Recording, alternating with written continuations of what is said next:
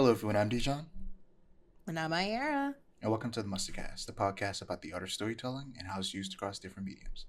Make sure that you like, comment, and subscribe if you want to see our channel grow, and to click the notification bell so that you're notified when we post. As usual, free Palestine. Always until it happens. So, what media have you been interacting with lately? So I've only got a couple, but they're a couple big ones. I've been playing tons of Balatro to celebrate many things. We'll get into that later, though. I started and finished the first season of Dandadan yesterday. Binge watched the whole thing in one Just in sitting, time. which I know. I haven't done that for a series in a long time, but I really enjoyed it. I'm really liking Dandadan so far. I'm probably gonna read the manga within the next 2 days. Um, Yeah, that's it. Those are my two things. But Dandadan is my big one. Cool. So for me, I finally finished Mistborn, book one of three, Mm. um, and it was great. Uh, the ending was amazing. It was full of a bunch of twists and turns, and the magic system in Mistborn is incredible. Hmm. And it would honestly make for a really good game. It revolves around metal, um, and ingesting a special concoction of certain metals give certain people abilities to either enhance their physical bodies, enhance their senses, control people's emotions, or push and pull metals like Magneto. And most people can only do one of those things, but the titular Mistborn can do all of them. And the main character, of course, is a Mistborn. Um, and yeah, it's really good. I highly recommend it if you're looking for a good fantasy series. I also read the first two chapters of the second book, but I want to finish the Witcher book that I stopped watching. I mean, reading to finish up Mistborn before I hop into the second book.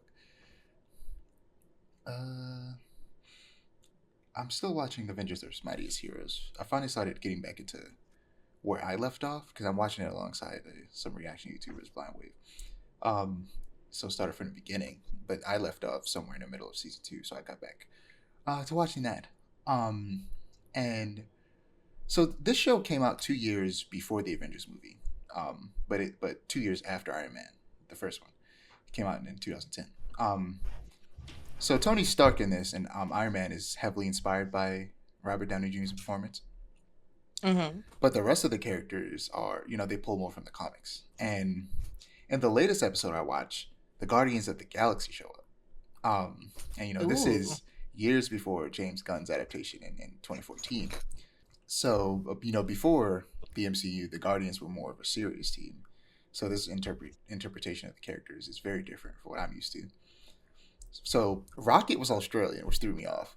But That's what strange. what threw me off the most was that Star Lord was voiced by none other than Steve Downes, Master Chief himself. Oh, Imagine expecting to hear Chris Pratt and you hear the deep, sultry voice of John 117 from Halo. that's kind of great. It was insane. It completely threw me off.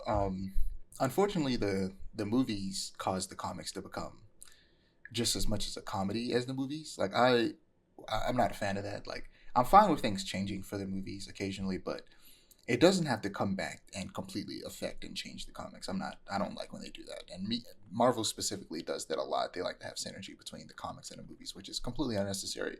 And it's honestly strange because they don't advertise the comics. They don't use the movies to get people into the comics. So what's the point of changing the comics to fit the movies if you don't even care about the comics to begin with? This is very strange. Um, Still watching Gentry Child versus the Underworld. I'm slowly but surely making my way through it. I don't dislike it or anything. It's just that there's just so much stuff to watch right now and games to play that I haven't been watching it a lot. But I watch one episode every few days. And it's like 8 episodes. I'll get around to finish it eventually. It's 30-minute series. Of course, still watching Bleach. And they did the impossible in 2 episodes ago and made the creepy and sadistic mad scientist sympathetic. They made Mayuri Kuroshichi sympathetic, and I remember this happening in a manga and not feeling anything, but now I'm like, you know what? I feel it. I see what they did there. The last episode, titled "Friend," was one of the prettiest episodes in this series so far. there were just so many gorgeous visuals and like landscape shots that were great. Like I said before, I need the previous arcs to get remade in this art style bad. Um, Still watch Rum. Rum's still great, still funny. It's close to wrapping up. I think there's 2 episodes left in the season. Similar to Don, which we'll get to. It's gonna, I kind of like the core, I believe they call it, kind of structure that anime has been starting to do. I don't know how long this has been a thing, where they do 12 episodes and then very soon afterwards, like half a year later, sometimes less, you get another 12 episodes. And it's like getting episodes that frequently, but having less episodes per season. I'm not mad at that at all. Keep doing that. And last but not least, Castlevania Nocturne. I started rewatching the first season in anticipation for the second season. And it took me 3 tries to watch the first episode without falling asleep because I kept watching it at the end of the day and I was just tired. Like, I like the show. It's just that I was tired every time I tried to watch it. But speaking of which, we got a trailer for season 2. You saw it, right? I did see it. I've seen it like 6 times. I'm so excited. Also, you falling asleep. That sounds like me trying to watch Evangelion. It's diabolical. I try it every year, and then I go to sleep on it every year. It's nefarious. Hilarious. But yeah, spoiler alert for Castlevania Nocturne, because we're talking about the trailer for season 2, and we're going to talk a little bit about season 1. But Drolta, aka the sexy black lady with pink hair, survived. She's alive somehow. We thought she was dead because at the end of the first season, Alucard, it looked like he killed her, but apparently not. I have a feeling that maybe she was supposed to stay dead, but she got so popular that the creators were like, you know what, let's bring her back. There's a scene where Richter blocks what looks like to be like the spiked tentacle hair that Jolta has now. Where he blocks it with his elbow covered in ice and then catches it in his other hand covered in ice, and he did it to the beat of the song that was playing in the background, and it was dope as hell. I was like, I'm so excited. That scene alone, you could have just showed me that, and I'm like, that's it. I'm watching this. We also see Juiced fighting against his niece, who got turned into a vampire at the end of the last season. Very tragic. I'm excited to see what that storyline goes. Yeah, I couldn't be more excited. It releases January 16th. What are your thoughts on trailer? I was already excited for the rest of Nocturne because Juice is in season 1 at all, and I'm like, any references to Harmony of Dissonance is something I'll take, because like I said, Harmony of Dissonance is my favorite Castlevania. The fact that they're acknowledging that it exists is super cool. But based on the trailer for season 2, I'm extra excited, and I'm so glad it comes out January 16th and not late 2025, because I don't think I'd be able to wait any longer than even the 16th is kind of pushing it, because I'm like, I need it now. I need to watch it now. Like, I don't remember when the first season came out. I think it was like sometime in May. Hold on, I can look it up.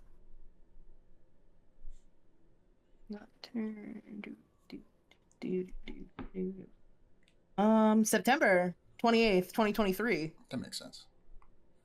Yeah, which is crazy to me because it's like it felt like it came out this year, but I guess yeah.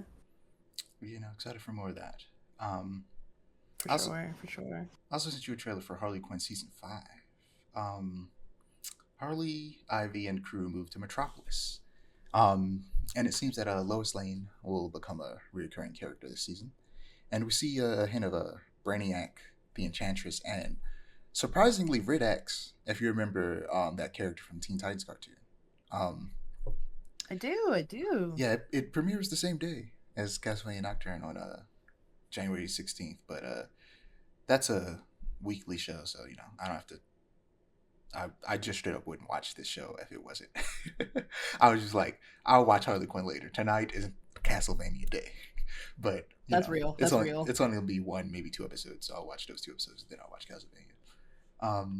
But yeah, this show is fun if you don't take it too seriously and just recognize that it's a comedy first and foremost, and that it will make fun of everything you love about DC every chance that it gets.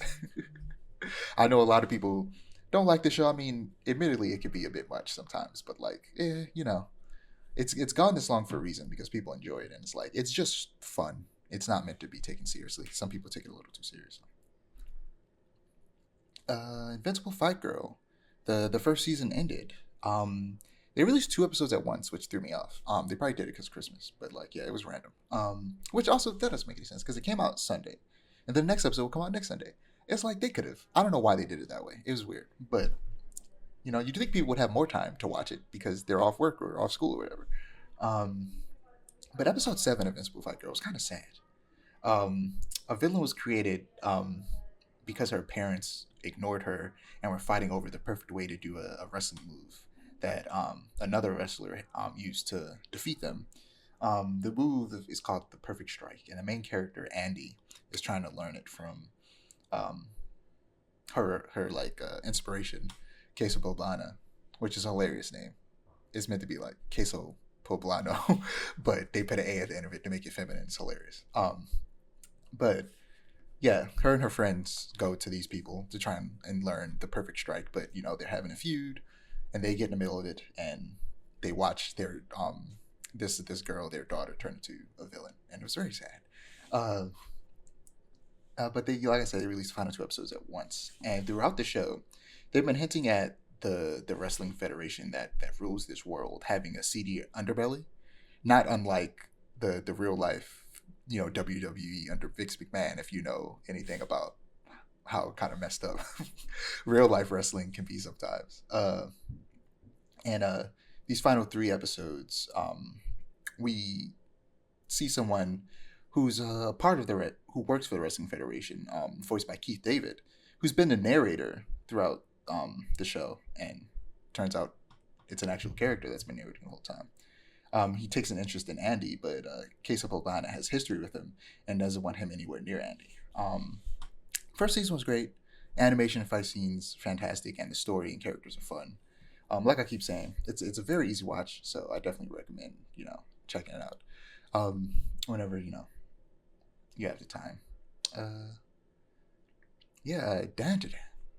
So season 1 has come to a close, and it left off on a super creepy note. I'm glad you watched it now, because now we can talk about how it ended. And also, I can talk about how I feel like this show subverts a lot of those pervert tropes, and I feel like a great way. So we're gonna talk about Dan. We might talk about it for a bit now that you've seen it, but yeah. First, let me just hear what you think before we get into that stuff. So, I guess initial thoughts. Like I said, I really loved it. The first episode was definitely like I liked it a lot, but I was like, I don't know. This is cool, but I don't know if it's for me. Then that second episode hit, and I'm like, I'm locked in. Yeah. I'm locked in. I do love the avoidance of the typical pervert tropes, and the way they do them. I love the fact that there's a female protagonist, and like she has her own goals and motivations outside of like the romance subplot, and also the fact that her and Okarun have chemistry. Like most like most shonen just don't do romance well. Yeah, it's very like, tacked on. It's like not like they don't even care about the romance. They just throw it in there because they feel like it needs to be there, even though most of the time a lot of shonen that try to do romance and they do it bad, would it be better off they just didn't do it at all? Right. But Dandadan does it in a way where it's like it feels natural to the narrative. Also, these feel like real high schoolers. Yeah. I think that's the biggest thing for me.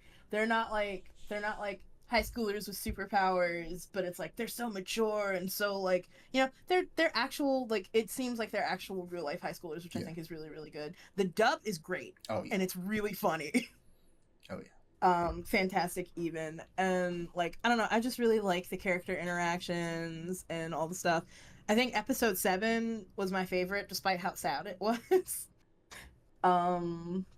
Just with what all went on, and I'm excited for more. I might read the manga before season 2 comes out. Yeah, I was thinking about it, but I was like, season 2 comes out so soon that I don't want to spoil my experience, so I'm just gonna watch it. Maybe when the series ends, I'll go back and read it. But yeah, it's real good. Like I said, at the very end, it does end on a very creepy note, and like based on the way it's been written so far, I want to hope that it's like handled well. And that like assume so. I mean, it isn't played as a joke. Yeah, it's done it pretty well so far. Even at the beginning, where it's like with the whole alien abduction with Momo thing, I was like, ooh, yikes! But then they handled it in a very like despite all the like the dick jokes, they handled it in a very mature and like reasonable way, and I'm like, okay, all right, Yeah, because I still was got my like, because attention. it just ends there. I'm like, hold on, y'all got to resolve this. You can't just end. That's a weird place to end. But Right. I feel like the best example of how they go out of their way not to sexualize the women in the show, the girls really, because they're teenagers, is Mm-hmm. I forget what episode number it was, but the episode the second episode when they're fighting the Loch Ness monster and the aliens and the mantis shrimp. Right. They they're underwater and they're the whole school gets immersed in water. So to swim faster, they take their clothes off so they would have less drag. Okarin's already naked. They have the girls have Mm-hmm. clothes on, but they get half naked. They still have their underwear on. Um, Not at any point after they took their clothes off do the animators do any shots that like expose them in any way. They do the action like they would normally, and they don't go out of their way to try and emphasize the body parts of the girls at in Right. any way, shape, or form. And ultimately, that whole thing happens to facilitate a joke that happens after they defeat the monster that is hilarious and Right. results in some like fun drama. It's like done for the sake of comedy, not for the sake of sexualizing the Perversion. characters. It's Yeah. not for the sake of perversion. It's done for comedy, and it's not even the type of comedy that um, treats the girls as objects. Right. So like based on that, I have a feeling, Yeah. and the fact that I haven't really heard a lot of people talk about it much, Complain um, about it. like Yeah. complain about it from the manga, that they probably handled what happens at the end. Well, like I don't know why I'm talking about it like it's a spoiler when I already said spoiler alert. But like Right. just a bunch of was it Momo goes into a hot spring, and then a bunch of Hot spring. creepy Yeah. dudes come in, and it looks like they're about to assault her, and then it just ends. That's just the end of the episode, and I'm like, I'm like, what whoa, the hell? whoa, what's But happening? well, Yeah. we'll see what happens in July, I guess. Which, like Mm-hmm. I said, is interesting that was it Bleach is doing the exact same thing where like a season comes out every year. We don't Yeah. get that much anymore. Where's Frieren? I really don't. I need Frieren season 2 bad. Um, that show's so Real. good. Yeah, like yeah, it's nice to have anime come out so consistently. Damn, you know what For I sure. forgot to do? What? Write notes on Beastars. Oh, I will say, before we move on from Dun Dun Dun, one thing that I really, really love is that they take all like the sexualization that could be aimed toward the girls and then tack it on Oh yeah. Momo's grandma. Listen. You see, look, that's what I've talked about this before, where I say like, if you're going to sexualize a woman in the show, at least make sure it's a grown ass woman. Like, Right. if you're going to sexualize a character, at least have it be an adult instead of having it be like some 16-year Like old a teenage girl. that you're drawing to look like an adult. Like, just actually have it be the adult.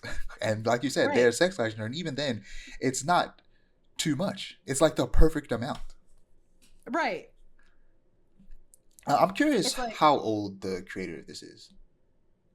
I know they I can look it were up. Hold on. previously an assistant to Fujimoto, the creator of Chainsaw Man, Mm. and they do mention in a lot of interviews how they, read a lot of shojo and took a lot of inspiration from like romance manga.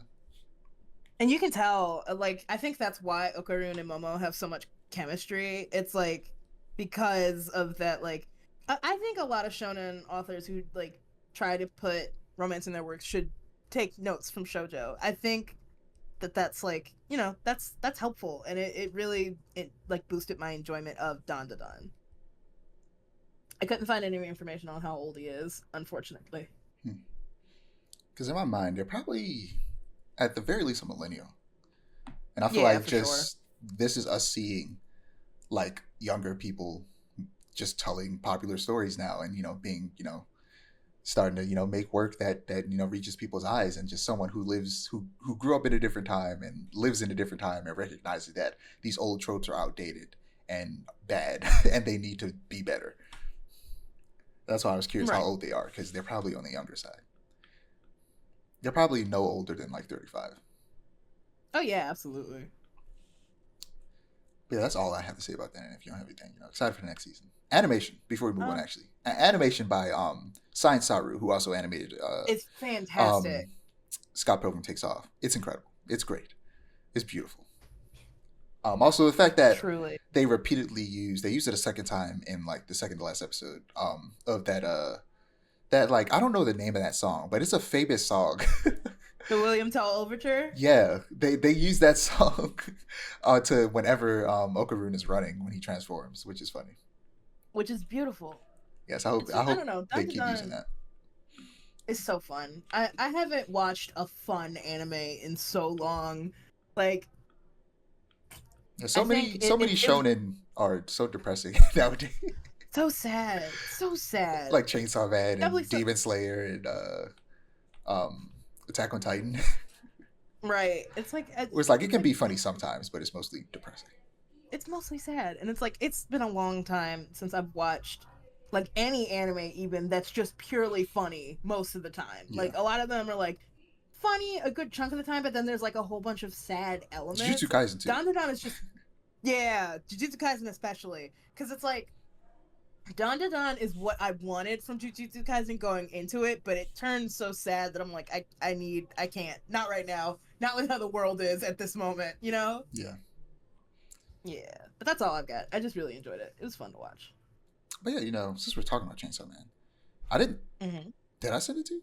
Yeah, I sent you the trailer for You did, and I've seen it, the Rize even if movie. you didn't. Um, Yes. I'm gonna be real. People, you know, we're not gonna talk about it for long enough to be honest. But people like to go overboard with stuff online, especially online. You know, it's the way the internet is nowadays. But it's like people are like Right. comparing it to the first season, showing like, oh, it looks so much worse. I'm gonna be completely real with you.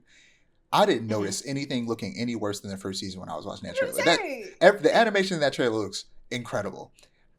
Okay, gorgeous. Even. it's slightly less detailed. All right, it's still gorgeous. Like, calm down, goddamn animation police. Go get a job, okay? Get a girlfriend. Go get a job, get a girlfriend. It's crazy. You know it's impossible for those people. No, I'm stop. That's mean. But yeah, it looks good. I'm They're excited. too focused on Um, Chainsaw Man boobs to I don't think be there was employed. a solid date. They just said 2025. I hope it's soon. Because I'm excited. I like the Resi arc, and you know, I do hope that it's not a thing of like it's in like they do a dual release, so like Hmm. in Japanese and American or like international theaters all at once. Because having to wait to Yeah, watch that Look Back sucks. and then the Mononoke movie, it was stressful. Yeah, what was it? Yeah, Look Back is on a Prime, so I'm probably gonna watch that over the break. I'll probably talk about that next episode, beginning of the year. Because it's been on Prime for a while now. I just haven't gotten around to watching it. Dang, I was gonna say something. Can't remember. Yeah, I'm excited. Beastars. I didn't take notes. I forgot to, but it was good. It was the first half of the season. There's more left. It ended on like the biggest cliffhanger possible. In fact, it was a literal cliffhanger. Uh, if you didn't watch it, you won't get that joke, but it's funny. Yeah, this season really hammers on the racial issues between carnivores and herbivores. What I like about the the kind of like racial allegory, if you can call it that, in Beastars versus something like Zootopia, is that with Beastars, it's written and told in a way that is so inherent to animals, where there's clear references to some real life stuff, but it's so different and so, like I said, inherent to animals and like how animals kind of exist in real life that it's hard for you to even try and compare it to like real life, like Zootopia. It's like the carnivores in that are basically treated like black people. You know what I mean? Like in Beastars, it's not really like that. It's a lot more complicated, and it's very specific to the fact that carnivores, despite the fact they live in this integrated society, they still sometimes have the urges to eat meat. But they live in a world where that's illegal, and everybody's a vegetarian, and the only animals they're allowed to eat are bugs. Um, and the ocean, the fish creatures they aren't anthropomorphic unless they actually it's a creature that has legs. Like one of the characters I believe is like a seal. Like if it's a creature that has limbs, they will be anthropomorphized. But most fish are just like regular fish, and the ocean itself is like kind of lawless, where like big fish. There's always a bigger fish, as they say. You know, the big fish will eat the little fish, and that is regular in the ocean. But on land, the rules are different. It's more like regular society, and you can't just go around eating people. It's very interesting, and there's no muddling it up by trying to compare it to real life and like losing the message because you're calling black people animals, because there's nothing like that really in this show. It's very interesting. Like I said, I implore people to watch it and not to just let the furriness of it, scare you away. It's a really good show. Yeah, it's not like Zootopia where the allegory is so heavy-handed it loops back around again to just being terrible. Yeah, it just leaps back I, around to being harmful. yeah, uh, God, Zootopia truly the movie of all time, but yeah. that's neither here nor there. So moving on to Secret Level. Um, so I've watched a decent amount. I haven't watched all of it yet, but I stopped at the episode after the Mega Man episode. Um, man, man, this is a show that exists. So the first episode. So I know you watched the Pac-Man episode. Have you watched any more? Not yet. Just the Pac-Man one. I haven't had the time. Yeah, it's definitely a show where like you just watch ones that interest you. You don't have to watch all of it. Like whichever Right, one's cool. yeah. I I do definitely want see. to. So go ahead. Oh, I was just gonna ask: is the Mega Man one out? I forgot Yeah, the Mega because Man that's one's been out. on my radar. Yeah. Okay, so yeah, that one definitely So I'm is gonna on my go. watch I'm, list. I'm gonna go through the ones I've watched, and then I'll tell you the ones that I think you should check out. So the first episode was a D&D episode called "The Queen's Cradle." On the hunt for a dragon cult, a band of adventurers rescue a boy who's haunted by a sinister force. So I've talked to you a little bit about this, you know, off the podcast, but like something I don't like about the show, and something that the creators of this show, their other show, Love, Death, the Robots on Netflix does, is that the art styles are too homogenized and they're all too realistic. This episode is one of those episodes that looks so real that you sit down and you go, why did you even animate it? What was the point? See, the thing is, because these are based off video games, my mind immediately goes like, if this was a trailer for a video game, which in a lot of ways, every single one of these episodes are basically trailers for video games, it makes sense, because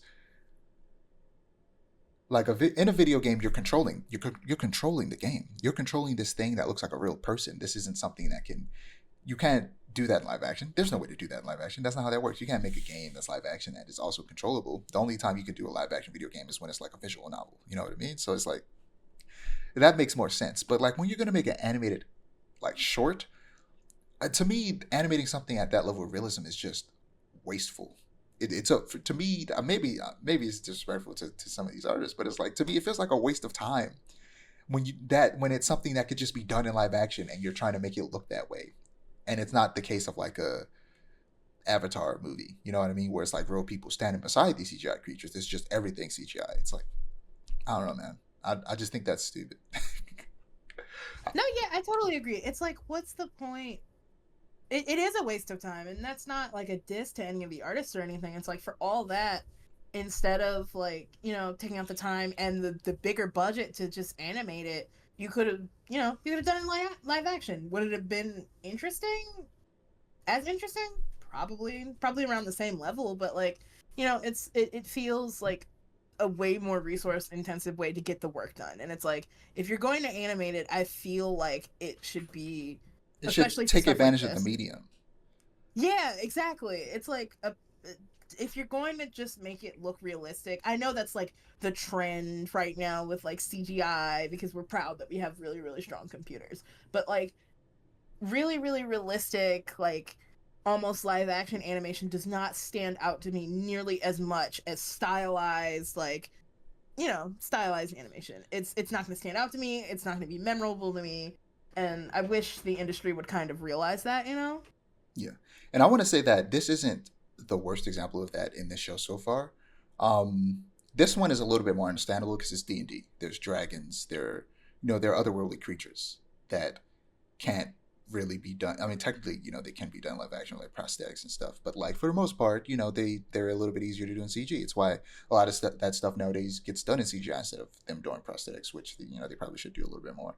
Um, So this one is a little bit more understandable than one that I'm going to mention later, which is like, don't watch that episode. It's ass. It's like you watch it and you go, clearly the people who make this game just footed this bill because why did you make this? This should have just been live action. So the next episode was my favorite episode so far. Like leaps and bounds better than every single episode because it actually takes advantage of the medium of animation. That's the Sifu episode titled "It Takes a Life." A young martial artist bent on revenge learns the true cost of his obsession. Uh, like I said, easily my favorite episode. It has a unique art style that's very true to the games and takes the most popular level from the game, the club, and turns it into an isolated story with a very poignant message about, cherishing life and all that and not seeking revenge. It's a it was great. This is an episode I think you should check out. What's great about the show, and again, why it's easy to just watch some. It's anthology, so it's easy to just watch some episodes and not others. But also, these aren't 30-minute episodes. Some of them reach maybe like 20 minutes, but this one is like 9 minutes. Like they're short, so they're easy to just watch real quick and then move on with your life. The next episode was New World, titled "The Once and Future King." A conquering king washes ashore on a mysterious island with no army and no clue. He may need an eternity to find his purpose. This episode was fun, and the main character was voiced by Arnold Schwarzenegger. Um, it was nothing special, but it was alright. Unreal Tournament, episode titled Zan. After revolting against their corporate overlords, a group of mining robots is condemned to fight for survival in deadly arena combat. Another fun episode. I like this episode. It was really good. Um, Still, another one of those. Again, 3 episodes, minus Sifu, D&D, New World Tournament, Unreal Tournament. They all look too real. At least this episode, Unreal Tournament, the main character was a robot. So it's like, okay, that's understandable. The main character's a robot. Easier to do in animation. They would have been a CGI creation anyway, even if it was live action.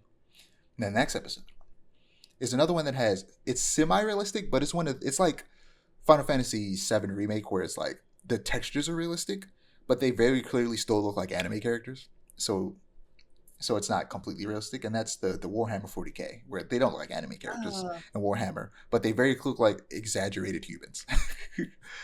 See, that's my least favorite. It's really weird. Like it takes a lot to be able to do that correctly. Oh, And I most love it. often, I Honestly, love it to an extent. I But just probably not haven't for the reasons that I should. experienced any bad ones. Like I like the way Final Fantasy does it. Mm, Final Fantasy VII that's real. Remake That's real. specifically.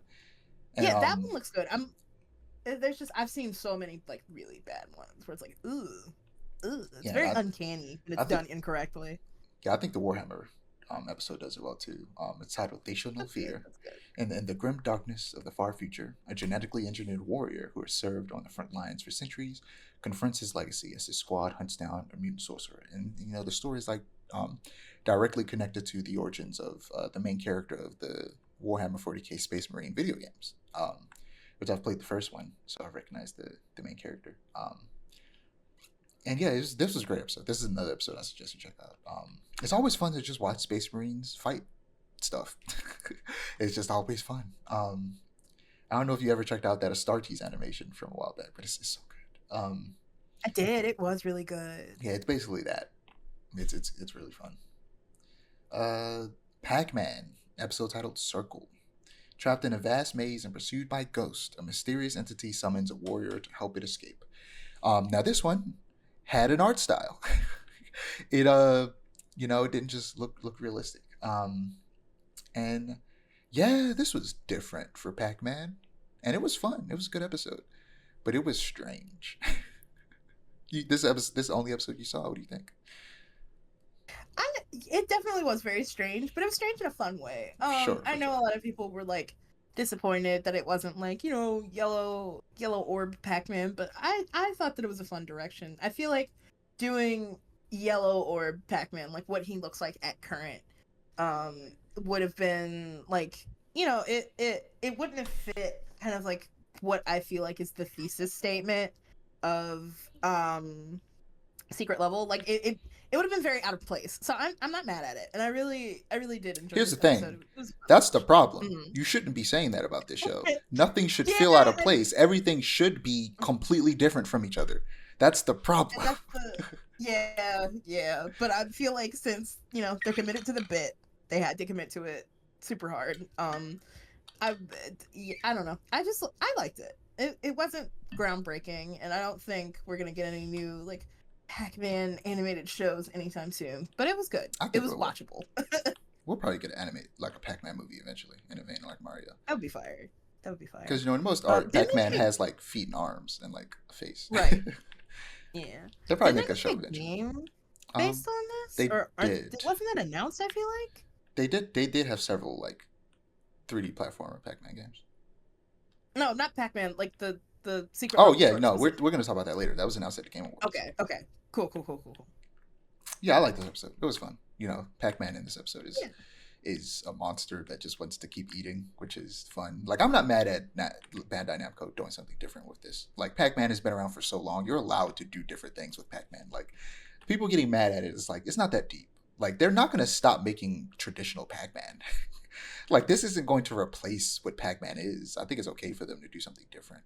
But I do get people getting upset about it because it kind of feels like how when stuff ends up in like what is it called, like public access, like Steamboat Willie and Pooh Bear. Oh, and Winnie the Pooh. And, yeah, that makes sense. And like they start making horror stuff out of it. It does feel like that. And personally, I don't have much Yeah. interest in going horror with a franchise like this. Like I get where people are coming from because I don't know. I do agree that like if Nintendo all of a sudden decided to make a horror Mario thing outside of like Luigi's Mansion, which is still very much in line with everything else, I also think it was weird. So like I do get where people are coming from. Yeah, definitely. The next episode was the worst episode of the show so far. It was so ass and so unnecessary. It's from Crossfire. It's called Good Conflict. As a looming storm approaches, two rival mercenary groups collide, driven by their vision of the greater good. The sides face off, their lives hanging in the balance. It was just like a military thing that was like completely realistic and grounded in a way that made, and the actor using real actors' faces. I've recognized the actors. I go, I've seen you in movies before. What are you doing?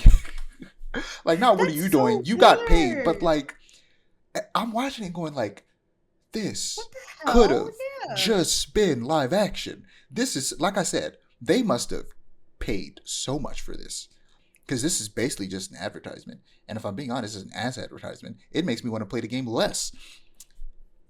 I was like, this episode was so boring. And I feel like it's one of the longer ones too. Like it's like almost 20 minutes. Long and boring is just tragic. Okay. After that, the first batch of episodes, because they released them in two batches, was the Armored Core one. I was really excited for this one. Keanu Reeves plays as the main character. In a frostbitten frontier world, a legendary mech pilot learns his latest mission might hold the key to the demons that have haunted him for decades. It was fun, mechs fighting. It was good. I like it. Keanu Reeves being Keanu Reeves. Uh, I suggest checking this one out if you just want to watch mechs fight each other. It also had an interesting storyline with Keanu Reeves' character being like someone who was like a person that was like engineered to like pilot a mech, and yeah, there's a very interesting storyline there. So like, yeah, it's fun. It's a fun episode. Next we got the Outer Worlds episode, which the Outer Worlds 2. We got a proper full gameplay trailer for that at the Game Awards. We'll talk about that later. I think I sent you that trailer. It's how the company we keep. I don't remember what the name of the Armored Core episode was. I forgot to write it down. An orphan from a galactic backwater crosses the cosmos to take a job at a ruthless megacorporation in hopes of reuniting with the girl he loves. This one I feel like again had that right type of stylization that was like borderline realistic, but had just enough stylization to make it worth it, rather than just being so realistic and being in such a boring world that it feels like it shouldn't have been, animated. And this was a fun episode. I can't necessarily suggest you watch it, but it was cool. Um, okay, you know what? I'm gonna save Mega Man for last because the episode I'm gonna talk about now was after Mega Man, but I'm gonna talk about it first. Exodus, episode titled Odyssey. A mechanic traverses the galactic frontier, racing against time in search of his runaway daughter. Um, so this episode was really fun. It's there was like there's the mechanics of space travel in this is really fun. Where like The father is chasing after his daughter, but as he does it, he spends less time during travel than she does. So she eventually gets older than him, and it's very interesting. But yeah, this is based off a game that like isn't even out yet. Like, Kind of unfortunately, sick though. yeah, unfortunately, this show is just an advertisement for a bunch of games, and I don't know how I feel about that. But Yeah, that's tragic. because it results in episodes that aren't that good. But yeah, this one was really fun. It had a really interesting premise. I just suggest checking it out just to see just how they handle space travel and how like time is warped through space travel. Um, yeah, it was really fun. So last but certainly not least, and funnily enough, the Mega Man episode titled "Start," which is clearly meant to be a joke because the episode's 6 minutes long, and it barely starts. It gets good. Mega Man is like, it's a little origin story. He's like, um, Dr. Light is telling him like, no, you can't fight the robots. I'm gonna send this robot out to go fight robot. It's Bomb Man. I thought it was Air Man at first, but it was Bomb Man. And then, Bomb Man gets infected by Dr. Wily, and then Mega Man has to fight it. And then he's like, okay, Mega Man, you know what? You can fight. And then he sends him off to fight. And then the episode ends. I've never been more mad in my entire life. It was just That's getting so good, and it ended. And I'm like, disappointing. this better be a setup for an actual Mega Man show. But okay, that aside, I'm sorry. The art style was so ass. It was not great. It wasn't bad. It was still stylized. It was like modern CGI Disney movie. Generic. Ooh, ew. Not for Mega Disgusting. Man. Like, Yeah, no. like technically Mario does the same thing, but they retain the iconic Mario designs, right? Like they do the generic 3D animated Disney thing, but with the iconic world and character designs of Mario. So it still looks good, right? Am I wrong? Right. No, not at all. But they I didn't do that really with like Mega the way Man. Mario does it. That's ridiculous. I'm almost Here's offended. you know why it looks bad? It's because Dr. Light looks like Dr. Light. Mega Man does not look like Mega Man. They tried. They over designed him. That's exactly what they did. They over designed Mega Man. How do you do that? I don't know. But they did, and he looks bad. And also, it's not colorful enough. If you've ever played Mega Man, those levels are colorful as hell. This show is drab and gray. I was gonna say almost to the point of being too over colorful. Like, check it out for sure. But like, Mm. I was disappointed because it was so short. I'm looking at the concept art The and concept art it's looks good. so disappointing. Some of the concept art So looks good. fire. Because I just randomly followed one of them. He posted it on social media. I was like, oh, he worked on this. And like, yeah, I was like, oh, this looks better than what we got. Right. Yeah, Mm. it was upsetting. Tragic. I was so disappointed. Tragic. But moving on to comics. So Red Poison Ivy number 26. As she contends with a brand new life and restored powers, Poison Ivy resumes her wrathful and just war for the balance of the natural world. Her latest mission? To restore life to the wetlands that Gotham City's industrial waste has destroyed, but her goals are upended when she unintentionally resurrects an ancient place from Gotham's past, and with it, something hungry. Meanwhile, cleansing fires burn across America, seeking to rid the country of human influence, and somehow Poison Ivy is to blame. Like a, what do you call it? Eco-terrorist organization has risen up and started, being terrorists, and they're claiming that Poison Ivy is their leader, and now she's got caught up. Um, Green Arrow number 17. Oliver Queen did the unthinkable to protect his family, and now he must deal with the ramifications of his actions. Will his family and friends forgive him again? Short answer, yes, they did immediately. Because this stuff happens in comics all the time, where like they pretend to be evil to like get in the good graces of the bad guys, and then betray them. And like at first he thought everybody was gonna be upset, and then they immediately were just like, "Bro, calm down, okay? We've been comic book characters for 100 years. We get it." Power Girl number 14. The mysterious new hero has taken Metropolis by storm, but Power Girl and Omen don't believe the hype. How can this hero stop crime before it starts? Uh, Power Girl's fun. It's nothing special, but I like how much Omen is in it. Omen is a classic Teen Titans character that doesn't get as much love as she deserves. She's very much a Jean Grey clone in a lot of ways. I'm not sure which one came first, probably Jean. But yeah, I like Omen, and I like Power Girl too. I think I've talked about it before.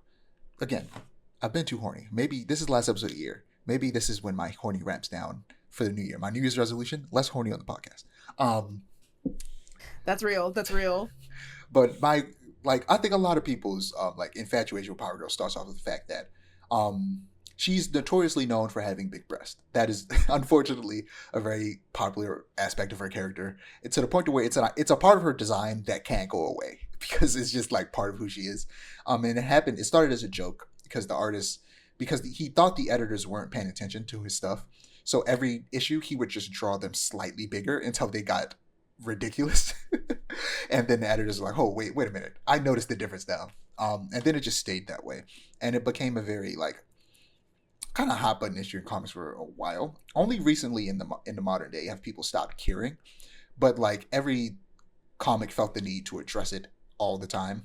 And now they're finally like, it's not that deep. Woman with big boobs exist. Get over it. But like as a teenage boy, that's how I got into the character. Because I grew up watching anime. Sue me. It happens. I grew up watching that'll do it. Bleach. That'll do it. Bleach specifically, and Bleach is known for that. It's the reason I'm the man I am today.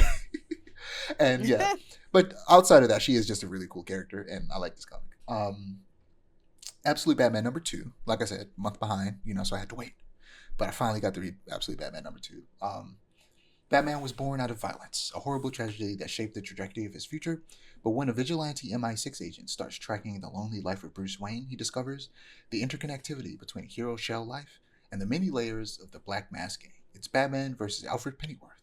Like I said before in the first issue, Alfred in this he's an MI6 agent, and he's tracking the Black Mask gang and watching Batman at the same time, and subtly helping him in the background. So the Gotham Aquarium in this is just straight up the Baltimore National Aquarium. I mean, it like just straight up. I was looking at it and I was like, that is our aquarium that's in our city. A little insane. Like sometimes, like I think I said it before in this podcast, like we forget how famous of a city Baltimore actually is. Like in the grand scheme of the cities in America, Baltimore is actually pretty high up there. What else we got? Black Lightning #1. We got a new Black Lightning comic. Jefferson Pierce leads the Justice League's new metahuman outreach initiative, helping those with powers before they can cause harm to themselves or others. But everything changes when it's his own daughter, Anissa Pierce, who comes to him for help. With Thunder's dangerous new powers and the new Masters of Disaster jeopardizing the coexistence between humans and metas, Black Lightning is on the front lines of a culture war brewing in the suburbs of Metropolis. Yeah, so it's nice to have Black Lightning back, on the Justice League and, having his own comic again. I'm hoping we get a Black Lightning movie in the DCU because the show, first season was good, but it got like real bad real fast, unfortunately. And like, yeah, we need more good Black Lightning content because Black Lightning, he's like one of DC's premier black superheroes up there with like Jon Stewart. Batgirl #1. Cassandra Cain is taking center stage in her first solo Batgirl series in nearly 20 years, 2 decades. When a deadly group of assassins shows up to kill Cassandra, Lady Shiva comes to her rescue, and they must put their complicated past aside and work together as mother and daughter to ensure that they make it out alive.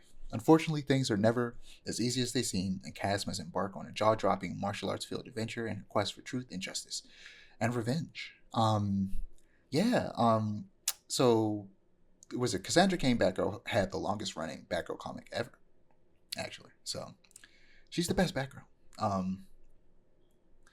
Birds of Prey #15. Things have gone sideways in the Birds of Prey's investigation of the Ninth Day cult, and the Birds undercover operative, Cassandra Cain, has gone deadly silent. I'm reading a lot of stuff with Cassandra Cain in it. Like I said, best Batgirl. The team going in to break her out are heavy hitters of the highest order: Black Canary, Big Barda, Grace Choi, and Onyx, with Oracle at mission control. And Sin frustrated, she's been benched, but what they find is so much more than they feared. The Birds of Prey's been good so far. I missed the artist from like the first arc. He was really good.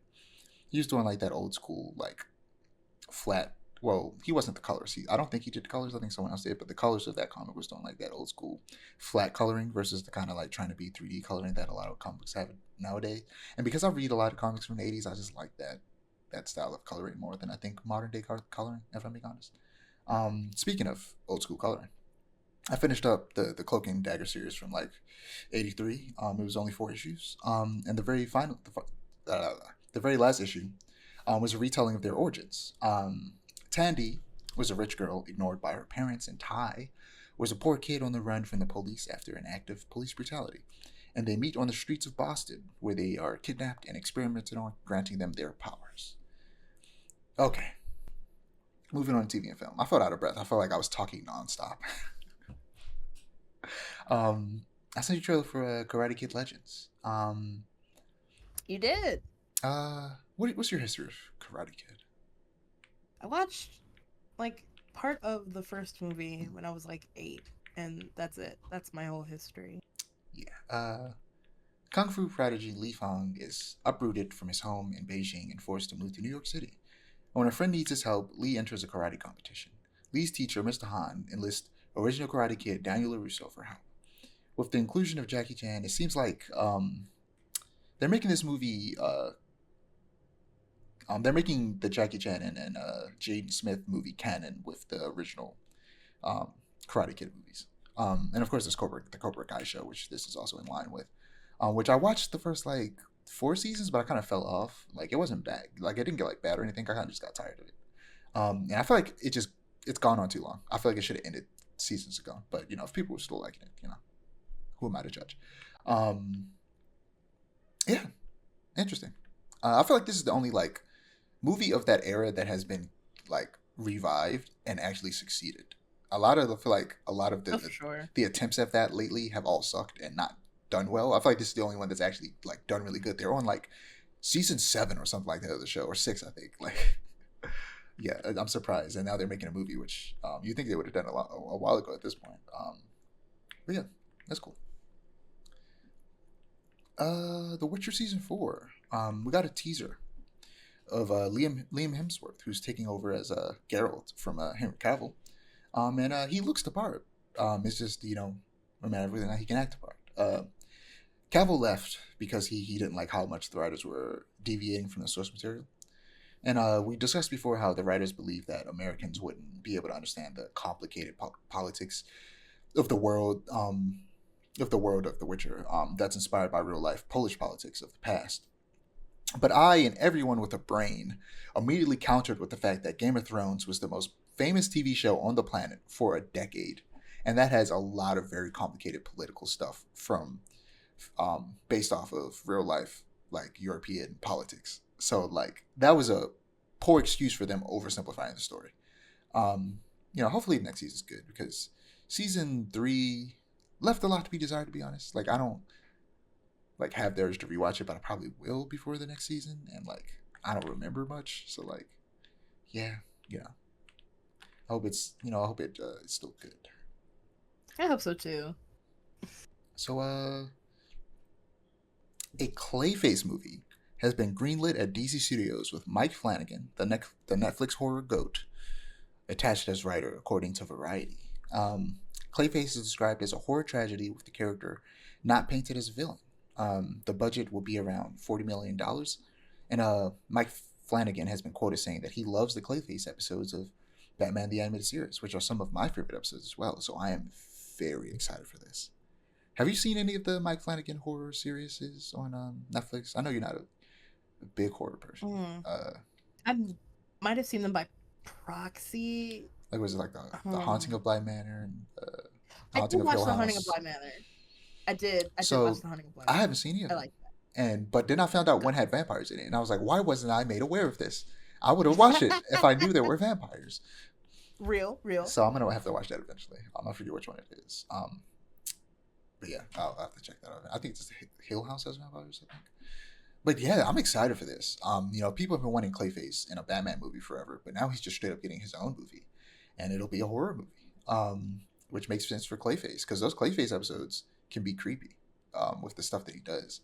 So yeah, I'm excited for this for sure. Like, yeah, this will be good. Not last, but next we have the Superman teaser trailer. So I sent that to you. And let me just get your thoughts on I I think it looks good. I'm not. I've been becoming more of a Superman enjoyer over the years because of my adventures with Superman and all that stuff.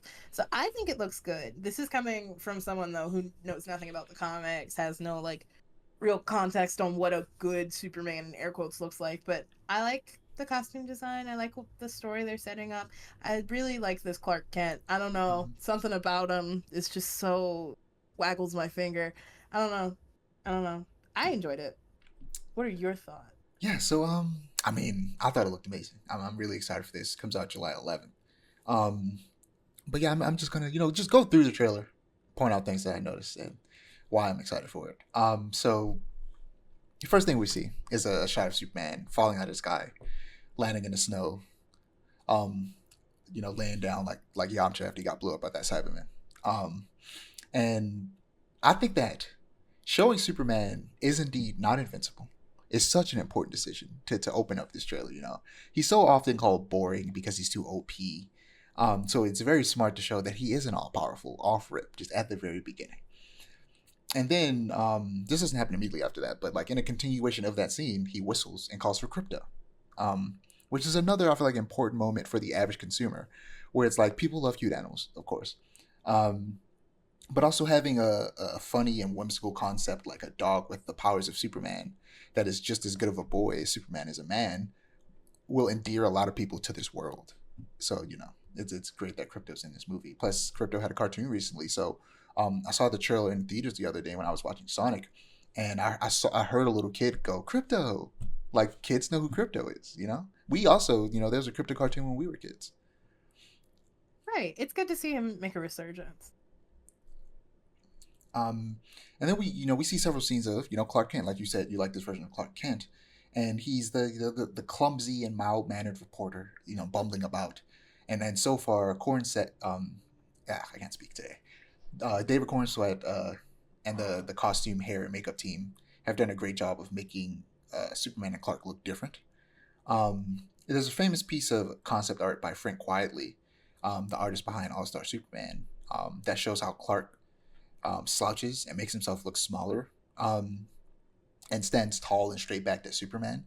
Um, and I feel like the difference between Clark and Superman in this movie so far gives those vibes of him purposely making himself smaller. Um, in a YouTube video I watched a couple days ago by a YouTuber named Troyoboyo17, he brings up a conversation that a lot of people have been having online about whether or not Superman or Clark are the mask, which is kind of like a spin off of like the conversation about whether Batman or Bruce Wayne is the mask, which he says, Troy Boyle, that they're both the mask. And I couldn't agree more. He pretends to be, clumsy as Clark when he's not because he's Superman.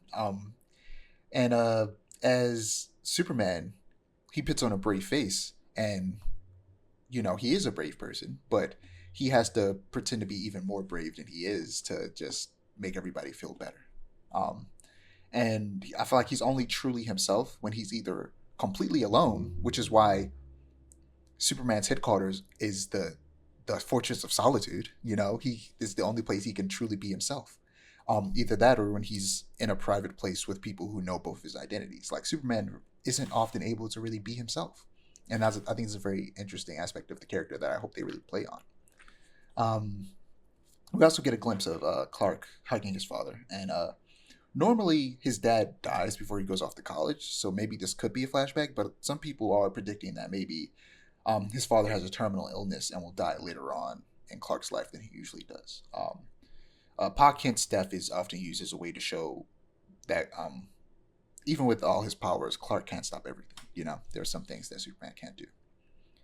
And we see Lex in all of his bald glory. From my understanding, the actor playing him, uh, Nicholas Holt, um, shaved his head, but he's also wearing a bald cap. So he's like the baldest man on earth in this movie. um, and like I can't wait to see Lex just be the hater that he is, one of the greatest haters in comics. Like nobody runs the game like he does. Like he's up there putting up the most points ever as a hater. Like greatest hater of all Yeah, time. I mean, He's up there. if I was double bald, I'd be a hater too. Like, And I think I talked about it briefly before, but in some iterations, he goes bald from radiation from kryptonite. that's So he then diabolical. blames it on Superman because he has the You know kryptonite what? because of Superman. That's real though. That's listen. If I became as like my girlfriend likes to call it like solar death ray bald, like you're so bald that the light reflects off your head and could kill people with it, a la like magnifying glass to the sun. Like if I became solar death ray bald to no fault of my own because of some other guy, I would want that other guy dead. Like Like, he's valid. man, I love a good hater, man. Just a villain that just hates the main character so much. Like Lex is gonna be so fun, and he looks angry in this. There's a shot where he like has cuts on his face and he's just upset, and I was like, yes, more of that. And finally, in just my little trailer analysis, we see Guy Gardner, Hawkgirl, and Miss Terrific, and what looks like they're wearing like a team uniform. Modeled, it looks like it's modeled after Mr. Terrific's costume because Mr. Terrific's costume is just pulled directly out of the comics, and then Guy Gardner's and Hawkgirl's costume has their usual colors, but aren't the costumes that they wear in the comics at all. They're instead look like Mr. Terrific's costume. So it seems like they're a part of a team. What team that is? There are rumors, but I don't want to say. I don't really want to talk about it because I want to spoil it for anybody. But I'm interested to see what that storyline's about. And we also see a very quick glimpse of Metamorpho, and I did not realize it was Metamorpho until somebody pointed it out on Twitter. And he looks weird, as he should. That's part of his character. He gets like deformed, but decides to be a superhero. So we'll see what they go with that as well. Like, yeah, there's a lot of superheroes in this movie, not just Superman. And I'm really interested to see what they do with them. So James Gunn shared some extra details a few days before the trailer via Collider. I don't know why my voice just doesn't want to work today.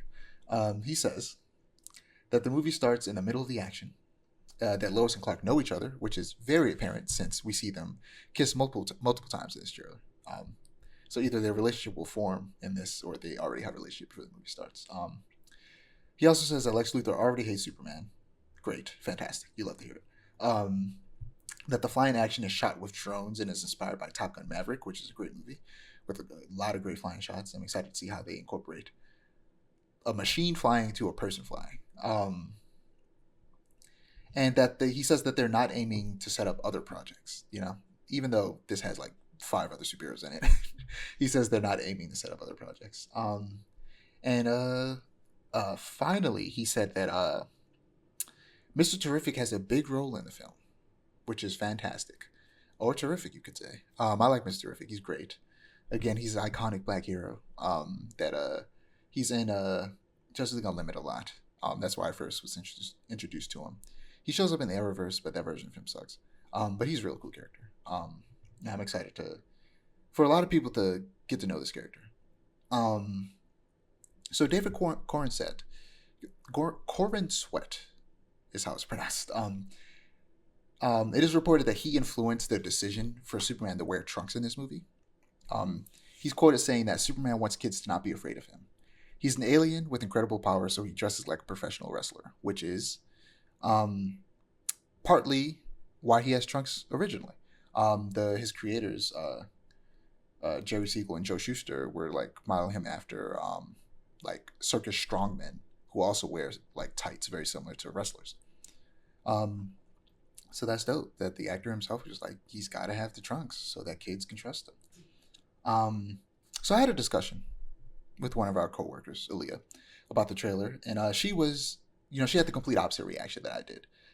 She feels exasperated with the lack of consistency with DC movies, and while she agrees that the MCU hasn't been hitting lately, at least they're more consistent, and I think that's the general consensus. Because I also had a friend of mine say pretty much the exact same thing the other day, and I hope that James Gunn can bring some much needed consistency to the DCU, and show the average person how incredible these characters are. But because I feel like because you're on this podcast with me, I just talk about superheroes all the time, so you're slightly away from the average consumer. Like maybe you would have felt that way if you didn't watch My Adventure with Superman and I didn't talk about comic books with you every other Sunday. I just feel like, honestly, I'm sick of the consistency. Let's get a little inconsistent. It's fun that way, Yeah, in my opinion. that is the problem with Marvel right now. They're too I consistent. was gonna say, and that's why I don't watch Marvel movies. They're all the same.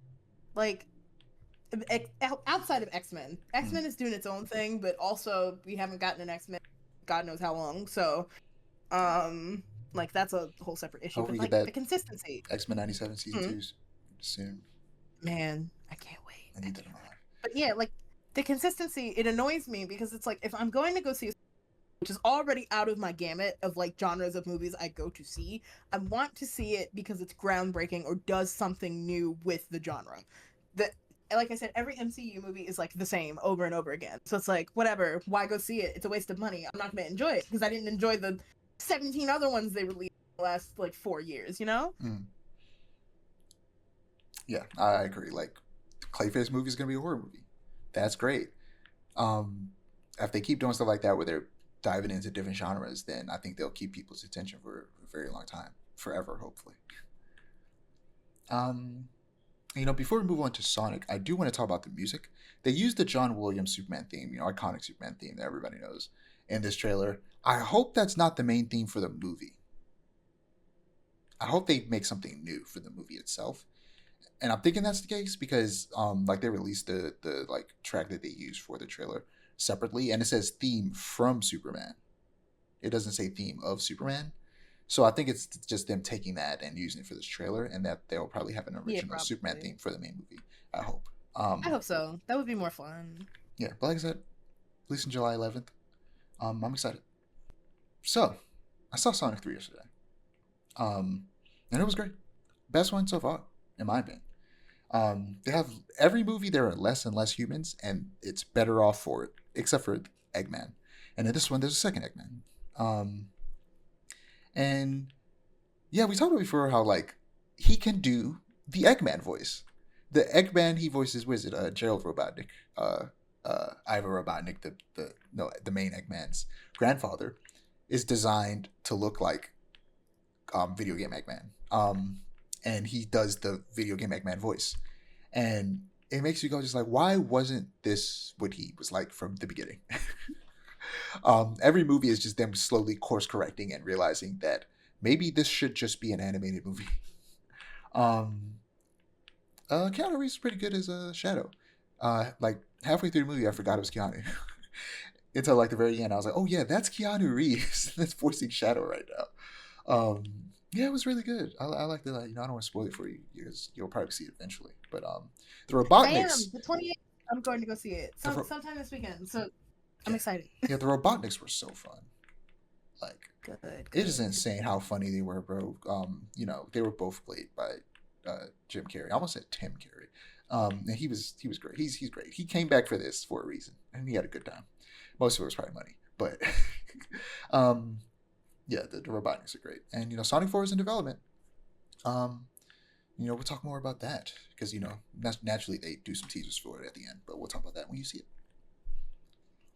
Okay, moving on to video games. Unfortunately, we still have a lot because we got Game Awards, and before that, we got Indiana Jones and the Great Circle. So, I started Indiana Jones and the Great Circle the day it released, and normally, I would have either finished it or be close to finishing it by now. But there's something about it that turned me off. As you know, I love immersive sims. I scream the praise of Dishonored from the rooftops as often as I can. And the devs of the Great Circle Machine Games are under the same Bethesda umbrella as Arcane, the devs of Dishonored. Bethesda devs tend to be great at making first-person action games with immersive sim elements. And the Great Circle is no exception, even if it should have been, in my opinion. I was very wary of this game after it was revealed it would be in first person. But after hearing it was an immersive sim, I kind of got excited. It's not the genre I expected this game to be in, but the previews from various games news outlets had me hopeful.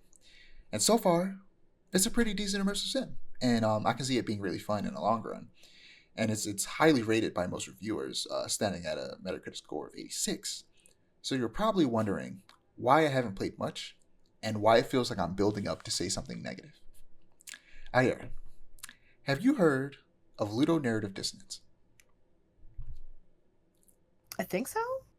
So, according to Wikipedia, ludonarrative dissonance is the conflict between a video game's narrative told through the interactive elements and the narrative told through the gameplay.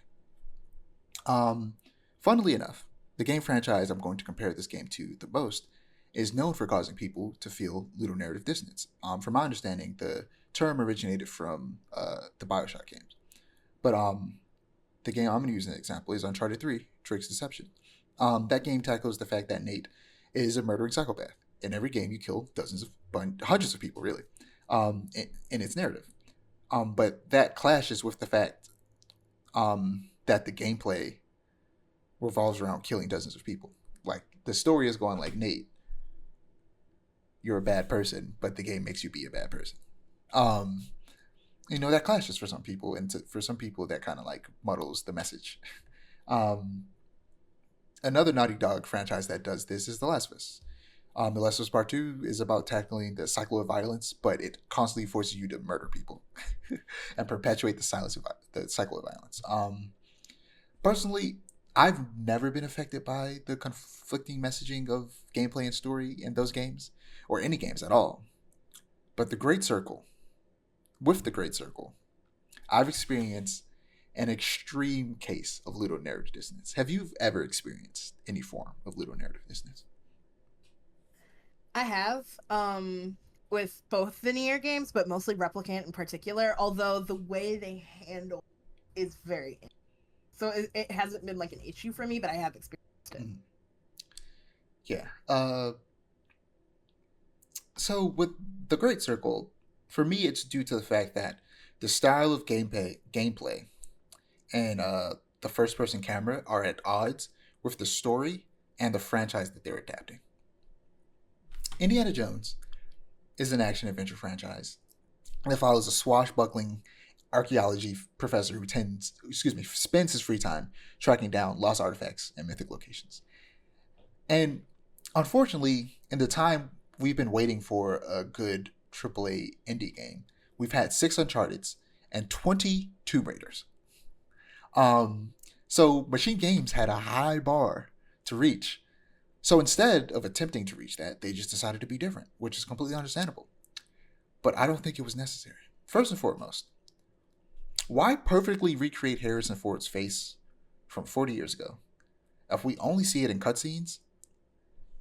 And why have the camera switch to third person when traversing instead of having a third person camera the whole time?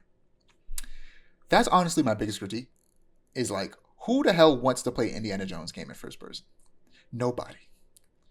Also, the Uncharted and most recent Tomb Raider trilogy of games have stealth in them as well, but it's not the main focus of the game like this is. For some reason, this is a stealth game, first and foremost. Like, you try to not be stealthy, you might die, unless you put it on easy mode.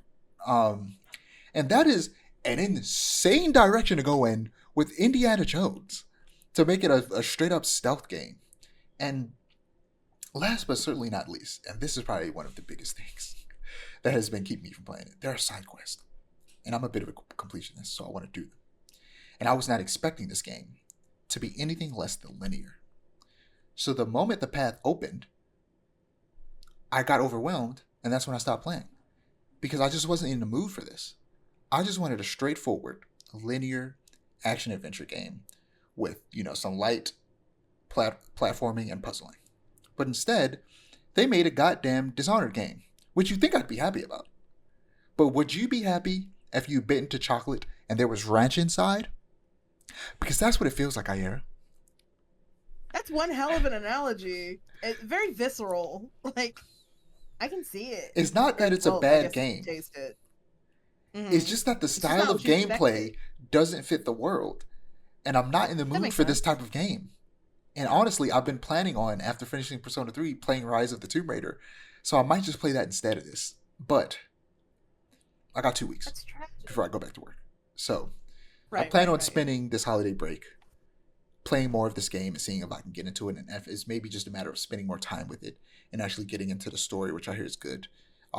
And being introduced to more of the characters because there's supposed to be a companion character that haven't been introduced yet that might liven it up, make me enjoy it a lot more. Because on paper I should like this, but it just started off on such a bad foot for me. That's all I have to say about that. Yeah. We'll see if I like it. Okay. And finally get into the Game Awards. I need to move because things are starting to hurt. I'm sitting still too long. Okay. So, we're going to start off with the announcements of games. Then we can get into the awards. So, the first thing we saw was Ninja Gaiden Ragebound, a new side-scrolling Ninja Gaiden game by the Blasphemous devs. I squealed like a little kid. I was not expecting this at all. So, according to the Steam, they are uniting the classic lore and gameplay of the series from the 8-bit era with the depth and intensity of the modern 3D entries. The story begins when Ryu Hayabusa journeys to America to honor his father's will. While he is away, the barrier between the human and demon world suddenly shatters, unleashing a terrifying army upon the Hayabusa village, which now faces an unprecedented threat in Ryu's absence. To stand against this new threat, Kinji Mozu, a young ninja from the Hayabusa village, rises to the challenge. So it sounds like they're uniting the stories of the 2D and 3D games, and that the 2D games, including this one, take place after the 3D ones because his father is alive in the 3D games. Yeah, this looks sick as hell. What do you think? As a Blasphemous enjoyer. As a Blasphemous enjoyer, I'm excited. And as a 2D Ninja Gaiden enjoyer, esoterically so, but still an enjoyer, I'm super excited. Yeah, it's been a long time since we had a 2D Ninja Gaiden. Yeah, I'm super excited. My only thing is, I hope it's not brutally hard like the original 2D Ninja Gaiden. It probably is going to be, and I'm preparing myself for it. But I have my fingers crossed. I mean, hopefully there's like kind of difficulty selection. Yeah, like an easy something, please. But there's been a lot of like Ninja Gaiden clones, so to say, that have like taken that style of gameplay and evolved it, and you can see a lot of that DNA in this. And in the same way that like it had been a very long time since we had a 2D Metroid, so in a lot of ways, the new one took inspiration from the ones that have come since. You can see that happening with this game, and that's cool. Yeah, I'm definitely excited for this. I need more Ninja Gaiden in my life, and maybe if this does well, Same here. that we get a new 3D Ninja Gaiden. That would be great. Ooh, that would be fire. So next on my list of games, I ended up removing some because I realized I didn't care about them. Is One Move Away. I believe I sent you a trailer for this. One Move Away is a cozy first-person puzzle narrative game where you pack up your belongings for another move and embark on a new chapter in life. Step into the lives of 3 unique characters, uncovering their personal stories through the items they take with them or leave behind. As someone who moved recently, moving is stressful and hard, so it's a testament to these devs that they made it look fun and cozy. This game does look fun though, because it's like a puzzle game where you have to like fit stuff in like a van or a truck or a car, and you have to like puzzle piece it all together. Yeah, it's cool. Yeah, it's like this game and unpacking are doing a lot of heavy lifting. I wonder if it's the same devs. Again, it might be. I can check. Hold on. The third game is just both moving and unpacking. That would be diabolical. As far as I can tell, it's not the same devs. Interesting. Different, same publisher though. Maybe yeah. I don't know. Like a spiritual successor. They were probably inspired by them. Yeah, probably. That's what it sounds like. So next we have Thick as Thieves. According to Steam, Thick as Thieves is a PvPvE multiplayer stealth game set in a 1910s metropolis filled with magic and intrigue. Hide, seek, and steal your way through the ranks as you match your cunning against rival thieves in an immersive living world of stories and shadows. A new take on stealth from Warren Spector, which we talked to someone recently about Warren Spector. Warren Spector, of course, being the creator of the Deus Ex series.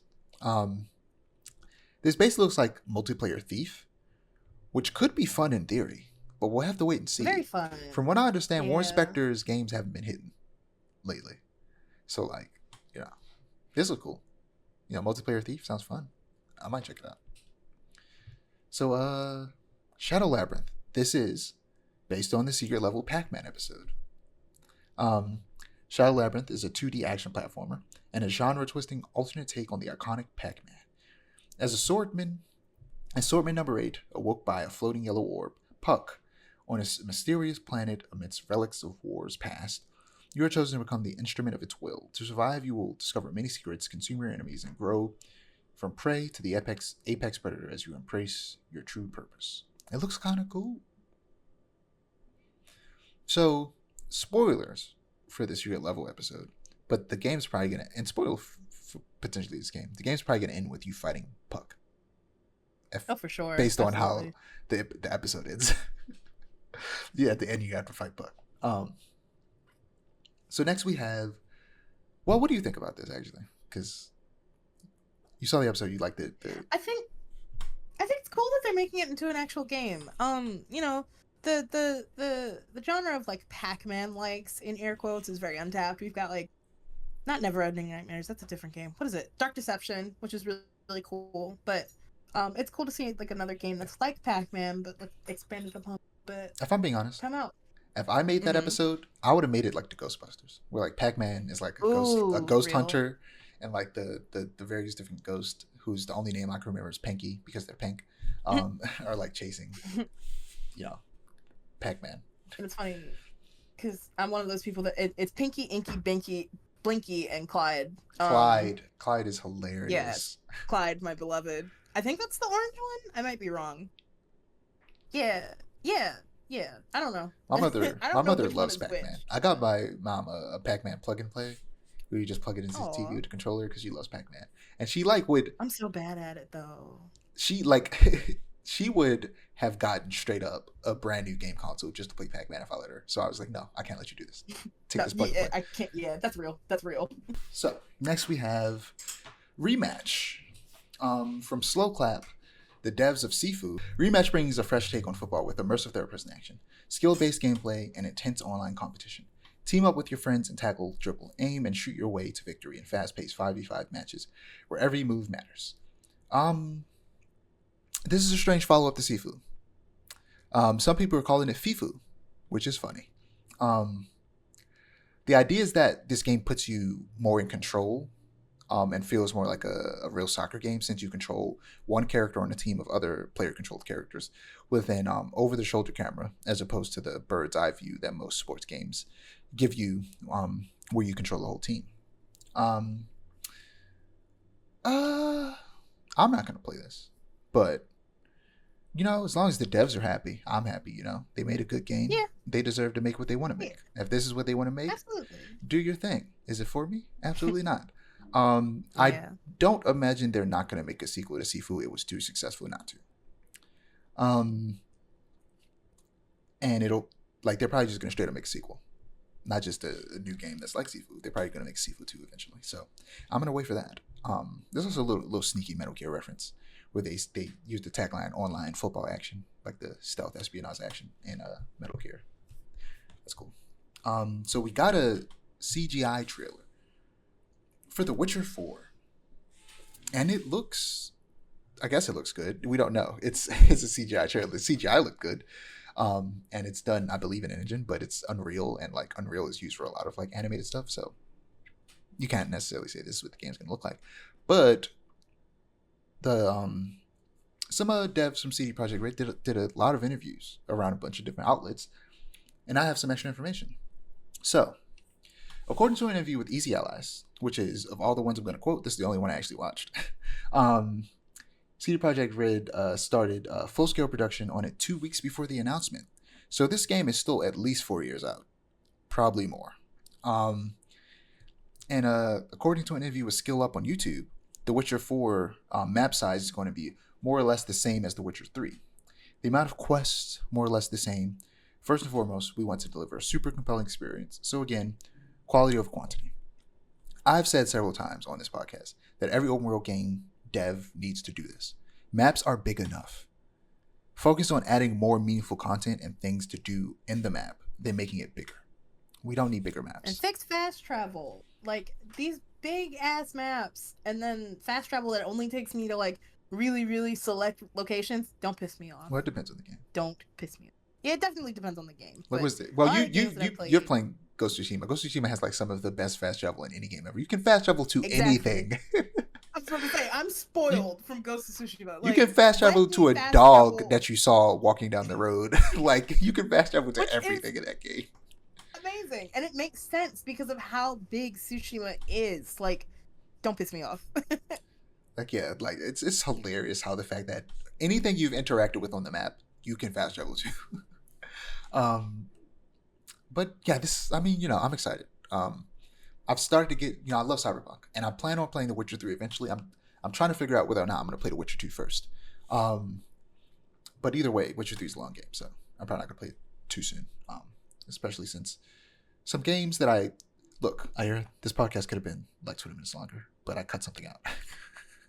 That's um, real. That's be- real. I respect it. because I saw some more gameplay for Assassin's Creed Shadows that looks so good, but we're going to talk about that next time. um, I wish that game didn't get. Well, I'm glad it got delayed because that means it's going to be better. But I kind of wish that it came out this fall because I didn't have a lot of games to play this fall. But it also gave me time to play more Persona. But yeah, this game looks good. I'm excited to see how they evolve the franchise, and I'm excited to try out 3 again because I couldn't get into it when I first played it. But now that I've played Cyberpunk, I understand their style of game a little bit more, and I feel like I'll enjoy it a lot more. Plus, I like the world of The Witcher. I'm currently finishing up I think like the third or fourth book, so it's like I want to get into it. I want it to be good. I want to like it. Um, uh, let's get into it. So, sexism. The main character, Siri. Um, everybody's upset saying, not everybody, it's a very select group of people, men specifically, are upset saying that either she looks like a man or like being confused as to why she's the main character, which goes to show that these aren't fans of the series that are saying this stuff. These are tourists that are just here because they saw a woman and decided let's get angry because a woman exists. If you know anything about The Witcher, first off, she was playable in the third game. Secondly, if you know anything about The Witcher, it was clear as day that she was going to be the main character of the fourth game. And anybody who actually likes The Witcher is excited about that fact because Ciri is cool as hell. Like, also, these people have never met women. Clearly, they've never felt the touch of a woman if they think this character isn't gorgeous. Like, they don't touch grass, they don't touch women. It's like, what do you have going for you? Get over yourselves. Like, I'm excited for this game. Don't harass these people. Leave them alone. They did nothing to you. Just don't. If you are that upset, just simply don't play the game, my friend. You're not my friend. Why am I saying that? Don't play the game, you stupid person. Just don't play the game. It's that simple. Next we got. It's a non-issue. Oh, sorry. Go ahead. But yeah, no, I was just saying it's a non-issue. Like, I think nowadays, like the internet just wants something to get mad about. Why not? Yeah. You got anything else going on? Diabolical. So, next we have Project Robot. A lone hero scales a towering mech and transforms its head into an aircraft in order to invade an apocalyptic black wave of death in this untitled game from Fumito Ueda, creator of Ico, Shadow of the Colossus, and The Last Guardian. It looks interesting and could be the first of the Ueda games that I play. Because I haven't played Shadow of the Colossus. I know they did like a remake a while back. Haven't played Last Guardian or Ico. But I like mechs. And this one has You should mechs. play Shadow of the Colossus at some point, I will say. It is peak. It's one of my most favorite video games. Yeah, I'll probably check that out eventually. I hear a lot of good things. And I've seen gameplay. It looks fun. So next we got a gameplay trailer for The Outer Worlds 2. And the trailer was really good. For a lot of satire and poking fun at themselves. As a daring Earth Directorate agent, you must uncover the source of devastating rifts threatening to destroy all of humanity. Your investigation leads to Arcadia, home of skip drive technology where the fate of the colony and ultimately the entire galaxy rest on your decisions. The Arcadia colony is engulfed in a factional war as the Protectorate's so-called benevolent rule is challenged by the rebellion of their religious order and a corporate invasion. As destructive rifts spread across the colony, each faction fights to control or close them for their own needs. Build your character with abilities and choices that reflect your playstyle. The colony reacts to your every move, crafting a narrative that's your own. Whether you're a disciple of diplomacy, an astute strategist, a crusader for chaos, or something different altogether. Recruit companions with unique traits, backgrounds, and goals. Whether you choose to help them achieve their ambitions or steer them toward your own objectives, your influence shapes their growth or death, making them an integral part of the immersive story you create together. This sounds kind of cool. I'm not going to lie. Makes me want to play it. It sounds interesting. I haven't played first one. I don't think I ever will. But this is one, the second one. I might check this out. This sounds fun. It's gonna That's be real. it's gonna be on Game Pass. You know what I said. If it's on Game Pass, there's no reason for me not to. So I'll probably check that out. It sounds fun, honestly, and it looks cool. You know, it's a Bethesda style RPG. Haven't played a lot of those. I'll get around to playing Skyrim one of these days. You know, probably when they re-release it for the PlayStation 6. But one day. So next we have Split Fiction.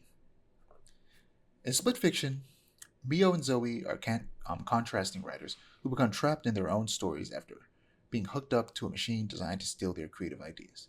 To escape their minds intact, they'll need to overcome their differences to crash the system that holds them, uncovering secrets and personal struggles heading with their own fictions. So Mia, I forget which writes which, but one of them writes sci-fi, one of them writes sci-fi.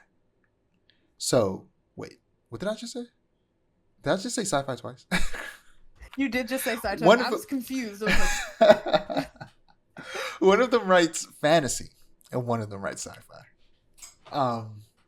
And then they end up in the same machine that ends up combining their ideas. Which, for those of you who don't know, like the difference between the two is purely setting. And like really, when you get down to it, they're very, very, very similar.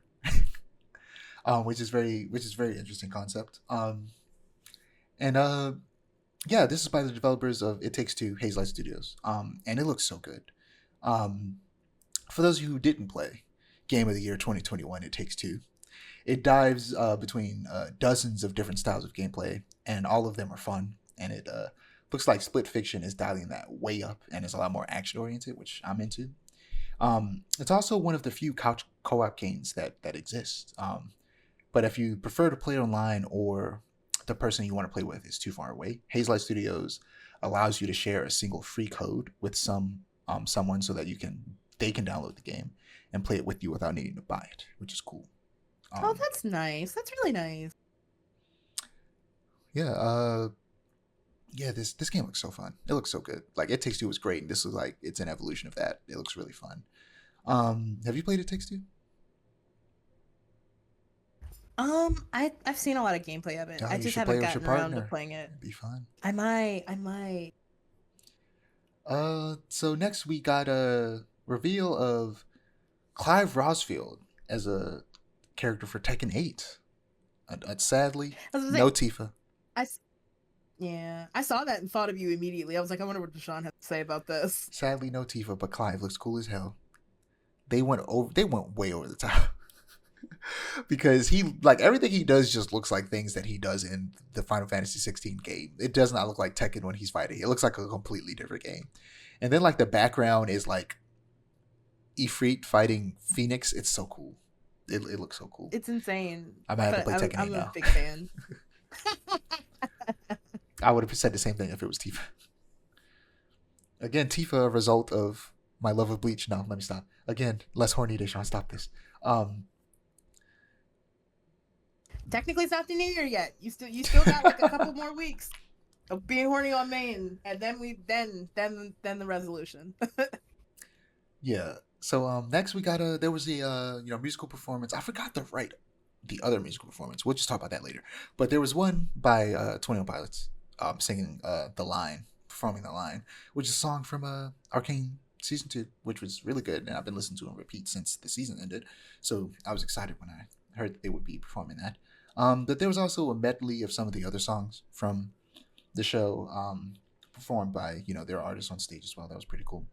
I wish that they would have done I don't know how to pronounce the song, but it's a French song, and it translates to My Greatest Enemy. It's so good.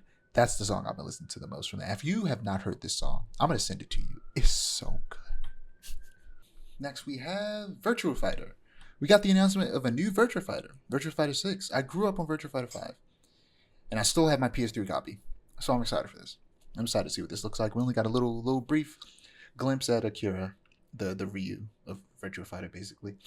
Um, he looks cool, so like yeah, I'm excited to see what they do with this. Next, we have Turok Origins. This is the last thing I expected to see. um, Absolutely, but I was mad excited about it. from the devs behind Space Marine 2, play as the legendary Turok warriors to face off against ferocious dinosaurs and terrifying alien threats that seek to destroy all human life in the galaxy. Unleash devastating attacks on your enemies with weapons and abilities, and harness fallen enemies' DNA to upgrade your arsenal. Sounds like Samus. um, if it's half as good as I hear Space Marine 2 is, I'll probably be playing it. The world could use more dinosaur games. Speaking of which, well, what do you think before we move on? Actually, As I played the original Turok, and while it lacked a lot of polish in some areas, it was definitely concept-wise, and I wholeheartedly agree that we need more dinosaur games. Like it's an untapped market. We've got tons of dinosaur movies, tons of dinosaur books. Give me more dinosaur games. Let me play as, even though it's anachronistic, let me play as a Neolithic hunter and let me hunt dinosaurs. let me play as a dinosaur. I want to be a velociraptor. That also, like a la Shadow of the Colossus. Let me be a velociraptor trying to take down bigger dinosaurs. It would be cool. It would be cool. I followed this person on Instagram who does animations of like dinosaurs fighting with swords. That's really cool. But speaking of, more dinosaur games, we got a trailer for the revival of an old Capcom franchise and confirmation from Capcom that they'll be focusing on reviving dormant franchises. So a Dino Crisis remake is highly likely, especially with the success of the Resident Evil remakes. And Dino Crisis is literally just Resident Evil, but with dinosaurs, which is hilarious. But yeah, we got a trailer for a new Onimusha titled Way of the Sword. And despite never playing an Onimusha game in my life, I knew it was Onimusha from the very first frame. If we didn't have that Ninja Gaiden game at the very beginning, though, I would have thought this was Ninja Gaiden. Because when I saw the orbs, I did think of Ninja Gaiden, but I was like, no, this is Onimusha. But like, you do also absorb floating orbs that you get after killing enemies in Ninja Gaiden, which makes me think, and I forgot to look it up, which came out first? Because I know Onimusha was a PS1 game. Because for a second I thought Onimusha was a PS2 game, because the first Ninja Gaiden game, the first of the 3D games, came out on original Xbox, which came out in the same era as PS2. So no, Onimusha came first. So if I had to guess, the 3D Ninja Gaiden games were probably heavily inspired by Onimusha, because when I was watching this trailer, I went, "Oh, this is just Ninja Gaiden."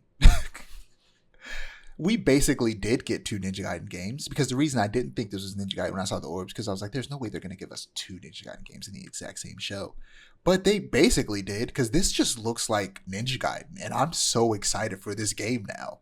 Never played Onimusha. I've been thinking about going back and playing the like remaster they did of the original, but like, this looks good.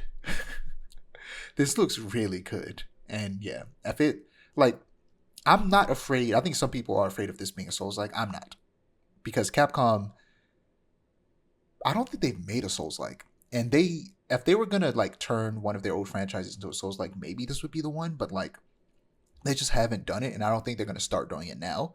They like to just evolve the systems that they started rather than try to pull in a bunch of stuff from other games. Like Devil May Cry is still a hack and slash. What's that game that came out recently? Dragon's Dogma is still like Dragon's Dogma. Like, they didn't like compromise these games to fit in with the style of, modern action games. Like, I have a feeling that this game is actually going to play like Ninja Gaiden, because I feel like Ninja Gaiden is already like modern interpretation of those games. So I'm really excited for this. If it plays like Ninja Gaiden, like I think it does, it'll be really fun. What do you have, like, what's your experience with Onimusha? Only heard Onimusha by name. I'm familiar with it, but I've never played it. Although the trailer that we saw at the Game Awards was really exciting, and I might go back and play the original ones. Also, I looked it up for your viewing pleasure. The first Ninja Gaiden came first, 1988 versus 2001. The original Ninja Gaiden, yeah. But like yeah, Onimusha, Onimusha was on PS1, but the 3D Ninja Gaidens were on PS. Well, technically, yeah, they were on PS2, but they weren't Xbox first. But I'm gonna send you a video about Onimusha from the Sphere Hunter, which this thumbnail is insane. But Okay. it's a really good video about like a retrospective on Onimusha that might make you want to play it. But I love a good retrospective. Oh, this is an insane thumbnail. Yeah. So next we have Dying Light the Beast. I didn't play either of the first two, but this looks cool and will apparently be a much shorter experience, so I might check it out. I like parkour games and I love Dead Island, and this combines the two and is made by OG Dead Island devs, so it might be fun. Ooh, exciting. Have you played any Dead Island games? I know there's two of them. Yeah. I played one a long time ago. Yeah. I saw like 2 is it. like it falls into like the Far Cry trap basically and becomes more of an RPG, like the Assassin's Creed game, like all Ubisoft games have become. I'm afraid for the future of Watch Dogs. I hope that doesn't become RPG too. Though, you know what? Actually, we don't get enough RPGs that take place in modern cities, so that actually could be sick.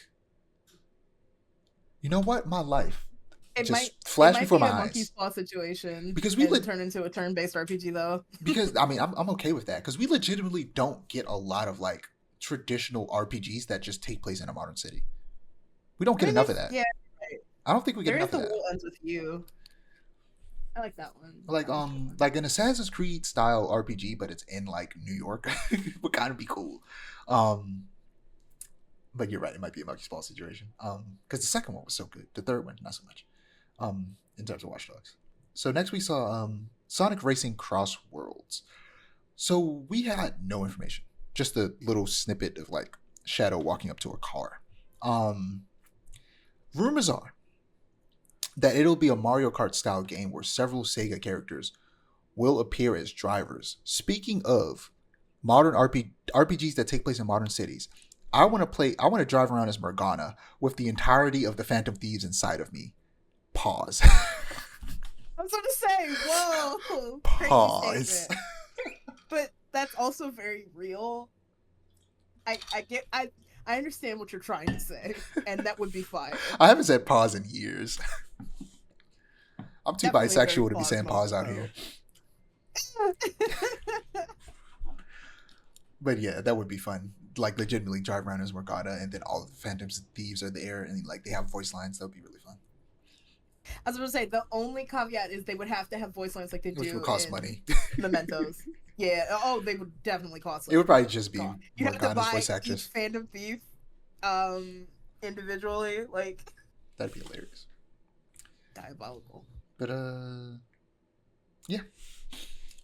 So next we have Mafia: The Old Country, set in 1900s Sicily, years before the first Mafia game and its sequels. In Mafia: The Old Country, take on the role of a new protagonist named Enzo, who survived the childhood of indentured labor in Sicily's sulfur mines to join Don Teresi's crime family. So according to Ryan McCaffrey from IGN, this game will be a lot more linear than in previous, more GTA-inspired Mafia games. Because apparently a big criticism of the previous games was how cookie-cutter and tedious the open world was in comparison to the incredible main stories. So it sounds like that, they're trying to like rectify that by just making it more linear. So the story sounds interesting. And it's a third-person shooter. It's like, I feel like it's the type of game I might like. It probably will have like combat similar to like something like Uncharted with a really cool and compelling story. So it sounds fun. Yeah. Next we have Dispatch, which is probably one of my favorite things that was revealed here, and one of the things I'm most excited for. So it's made by a bunch of former Telltale Games devs. Dispatch is a superhero workplace comedy where choices matter. Manage a dysfunctional team of misfit heroes and strategize who to send to emergencies around the city, all while balancing office politics, personal relationships, and your own quest to become a hero. The game stars Aaron Paul of Breaking Bad fame and Laura Bailey.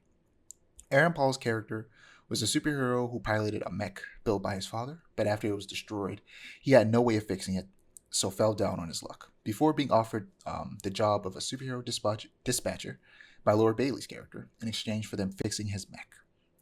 Alongside Aaron Paul and Laura Bailey, the cast includes Jeffrey Wright, Aaron Yvette, Jack Septiceye, Moist Critical, Alana Pierce, Travis Willingham, Joel Haver, Lance Constantopoulos, Matthew Mercer, and Thought Squad.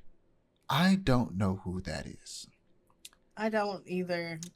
In watching the trailer, I was like, that's Could you look that up? Because I saw that name and I was like, who the hell is that? I can. So it's a mix of Hollywood actors, video game actors, and YouTube personalities, which is very interesting.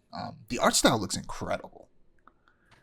I thought it was a show at first. I did not think it was a game, despite the fact that like Aaron Paul and Laura Bailey came up on stage and were like, they're actors. They were faking it, but they were flirting so hard and they were standing so close that I was starting to feel bad for Travis Willingham. I was like, bro, go get your wife, man. they were putting on a show. So, as far as I can tell, Thought Squad is like a musician of some sort. That's a hell of a name. That's very. I think it's like she's one of those musicians that makes really slutty music on purpose, but it's funny instead of being like, like instead of like your Megan it's like a Megan Thee Stallion. It's like if Megan Thee Stallion worked for Smosh. yeah, exactly. Actually. Yeah, I just looked it up. Yeah, okay. That's what I'm gathering.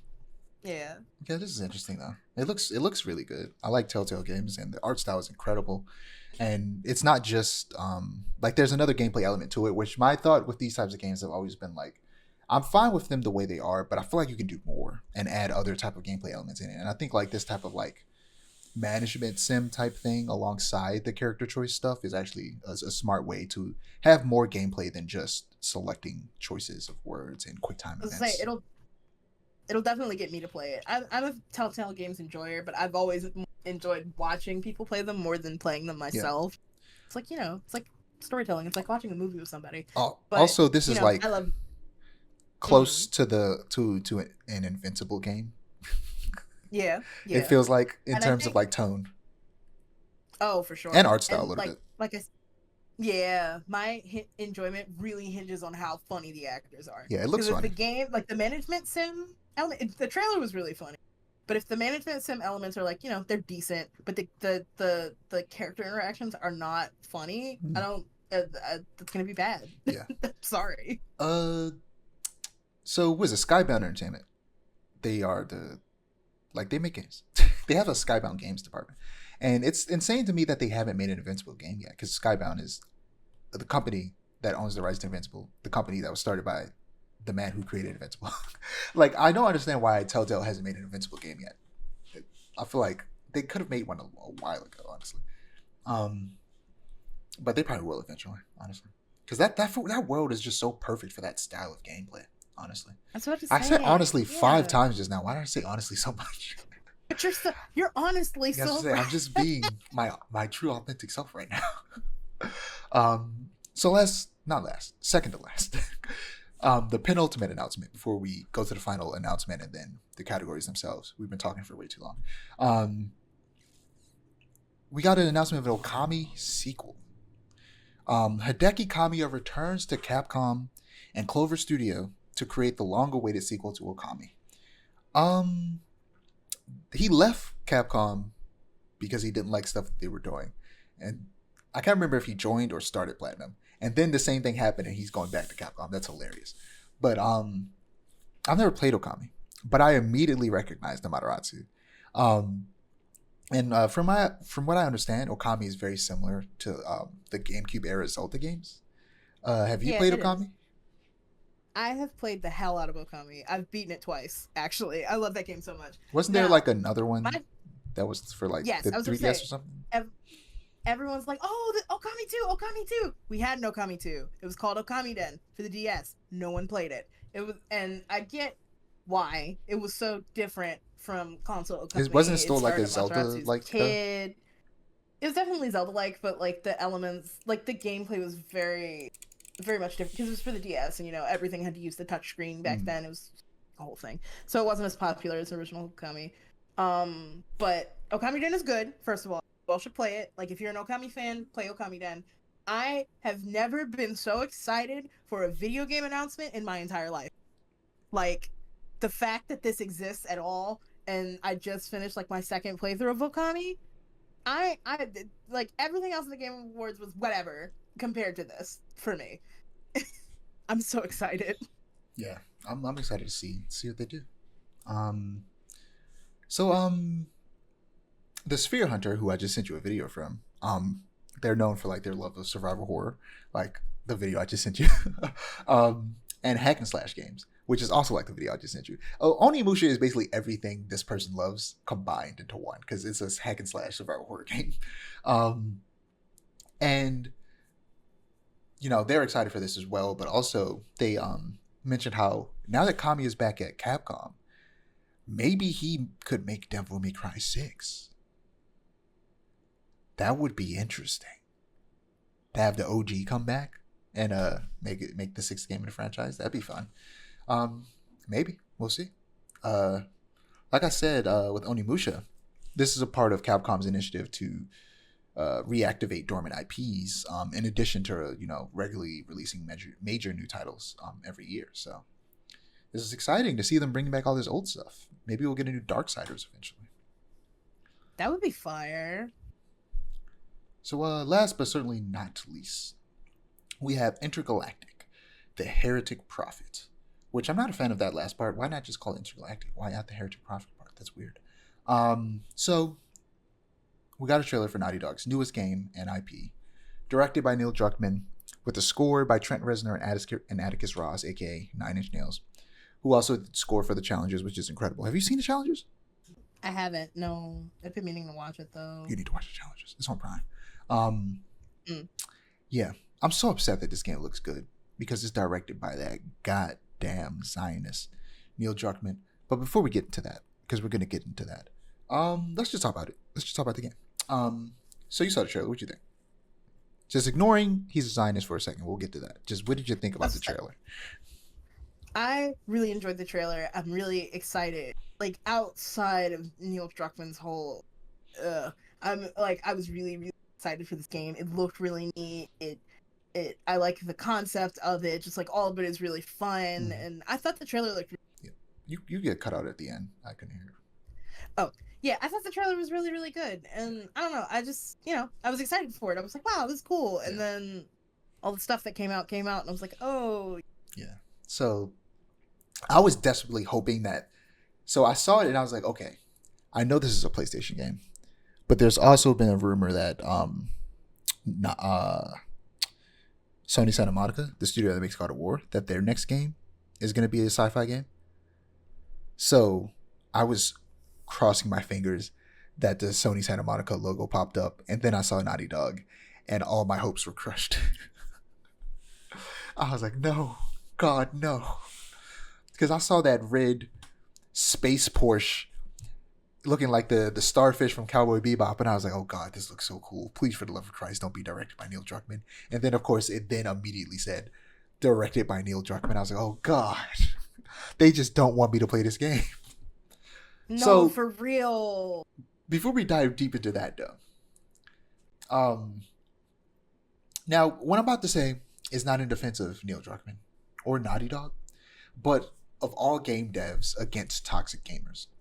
In this show, they also announced The Last of Us Part 2 Remastered was coming to PC, and everyone immediately tweeted about how Naughty Dog doesn't make new games anymore, only to have their dumbasses shut up when Intergalactic was revealed. And also, guess what? It's been in development for 4 years, because guess what? Games take time to make, and it'll likely be in development for a few more. I'm thinking maybe one more, but maybe more. Games take time to make. It's almost crazy. Like, do you know what happened 4 years ago? The Last of Us Part 2 released. I don't. Oh yeah. Meaning they've been working on this game since they released their last game, which is, guess what? How game development works. You finish a game, then you start on the next game. People had it in their mind, despite the fact that, hate him or love him, Neil Druckmann has openly been saying that they have been working on a new game for years. He's constantly been saying that they're working on a new game, but people ignore that and just go, oh, they just keep releasing The Last of Us. Oh, they just keep making The Last of Us. Games take time to make. They weren't just releasing the same game over and over again. First and foremost, they released a remake that, sure, it was unnecessary. I agree. But I played it and I loved it, so I don't care. Um, and then they did a remaster of the second one. They did a remaster of the first game too. You got to complain about that. So like, they didn't do anything out of the ordinary, other than remaster a game that maybe didn't need it. Otherwise, they were still, none of that even stopped them from working on a different game. Y'all need to calm your toxic asses the fuck down. If you want to complain about him being a Zionist, sure. Even then, to an extent, I am not a big fan of trying to go back and pretend like you don't like something after you find out the person that made it is a bad person. Here's the thing. There is a legitimate criticism to be made about, I'm going to use Harry Potter as an example because it's the best example. There's legitimate criticism to be had about like the way she writes minorities, you know? And there's several other things that she does that's weird in the books itself that kind of hints at the fact that she's been a bigot this whole time and we didn't know, or that she's kind of kept it low key until, you know, recently. And it's fine to criticize that, but don't pretend like you didn't enjoy Harry Potter all of a sudden out of nowhere. Pretend like you didn't, even though you did, just because you find out they're a bad person. Like, now people are kind of like artificially finding reasons to hate on Naughty Dog games after they find out that Neil Druckmann's a Zionist. And personally, I'm not a fan of that, if I'm being honest. I'm not a fan of pretending like you don't like something once you find out someone's a bad person. Like, no, it's okay that you like that thing. You don't have to start pretending like you didn't like that thing just because. Like, I'm constantly talking about how Last of Us Part 2, one of my favorite games that I've ever played in my entire life. I'm not going to purchase the remaster because I don't feel comfortable giving money to that company. Like, and I'm not going to play this game. It took me a long time to come to that conclusion because I'm not going to lie. For a long time, I was like, man, I want to play this game so bad. But like, that's just how I operate, you know? I'm not going to pretend like I didn't like Last of Us Part 2 just because I found out the person who made it sucks. I still like that game. It's a good game. I liked it. I wish we would move past as a culture like this idea that like bad people cannot make good things. That's yes, a thing. thank you for saying that. Like, people pretend like bad people can be talented. It's the unfortunate truth. Right. It's like at the end of the day, like everyone, like good, bad, ugly. We're all human. Humans have the potential to be talented. You cannot discount the fact, like, if we sit up here and act like everything made by a person, like people that are morally right, is superior over like things that are made by bad people, like, then that's honestly no better than trying to like separate art from the artist incorrectly, and like, because it's like you're unnecessarily moralizing talent. Like, talent is not a thing of morality. It's just exactly how humans are. Some humans are talented and bad people. That's how it is. I could not have put it better myself. I'm so glad like, you said that. Bad people can be talented. Yeah, what matters is like how you interact and engage with that person's talent. Exactly. It's not about the fact that they're talented and can make good things. It's about how you as a consumer engage with the things that they produce. Like you said, using J.K. Rowling as an example, I grew up on Harry Potter. Those were the first books that I ever learned how to read. And you know, like, they're intrinsic to my childhood. But at the same time, I acknowledge the fact that J.K. Rowling is a bigot. I don't support her monetarily anymore.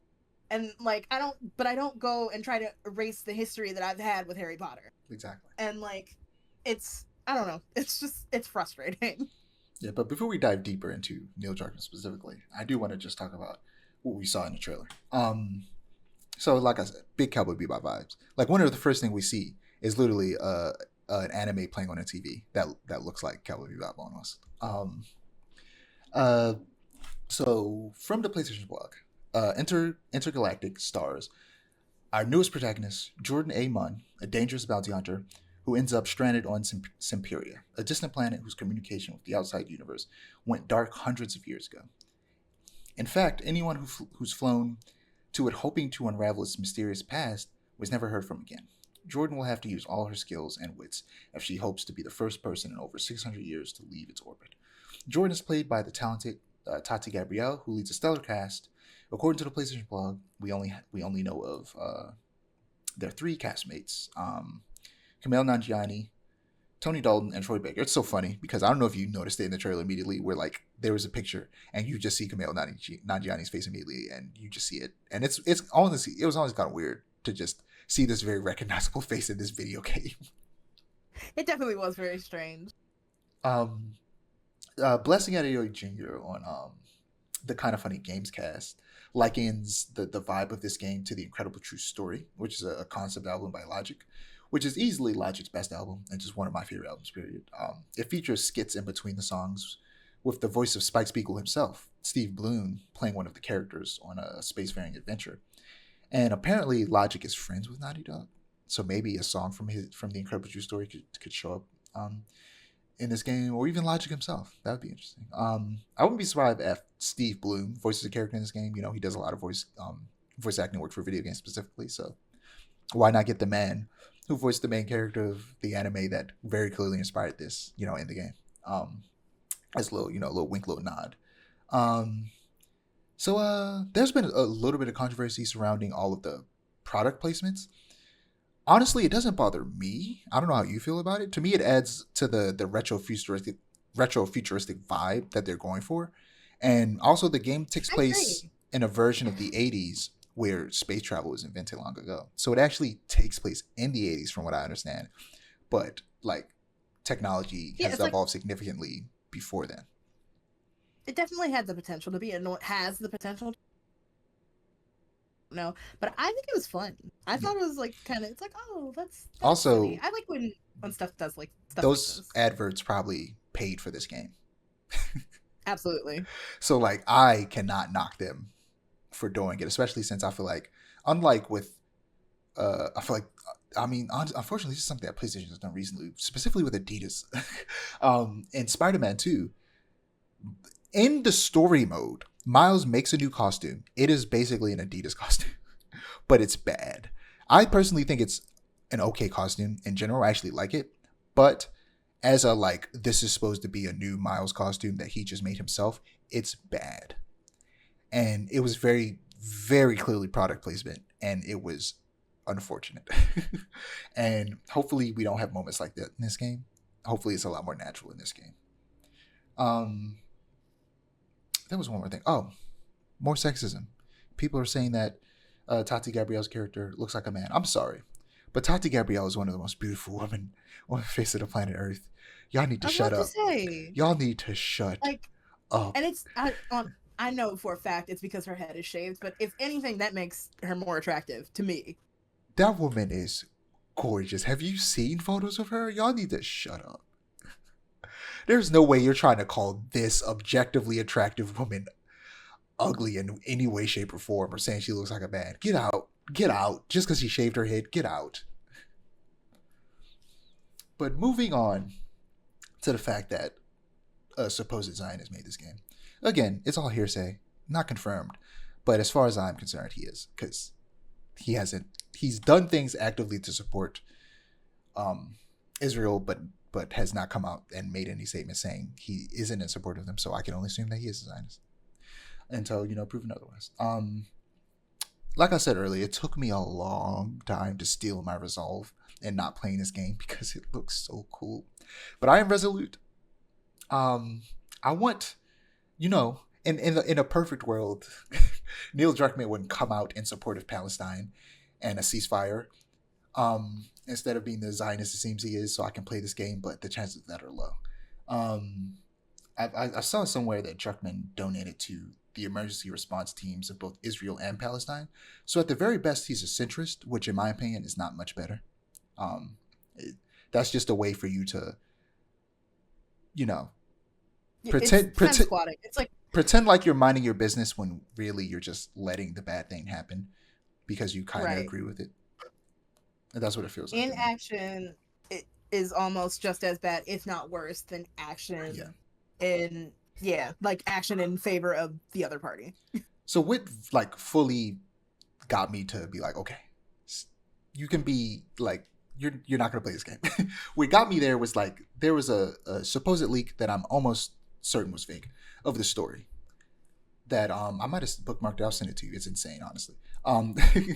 That had a lot of elements of the Israel-Palestine conflict that was so on the nose that it just it was too on the nose to be real, I felt like. But at the same time, it was subtle enough that it felt plausible. So that made me that kind of made me double down and be like, no, I'm not playing this game because there's a Makes sense. chance that the story does still have those very subtle comparisons to this real life conflict, like The Last of Us Part 2 does, where um you know the Last of Us 2 also takes a very centrist approach to the conflict that's happening in the story itself that is very clearly meant to represent Israel and Palestine. But at the same time, like we were talking about when it comes to being a centrist, and sometimes if you're for something, you can pretend to be a centrist for the sake of optics, but by being a centrist, you're supporting the other thing.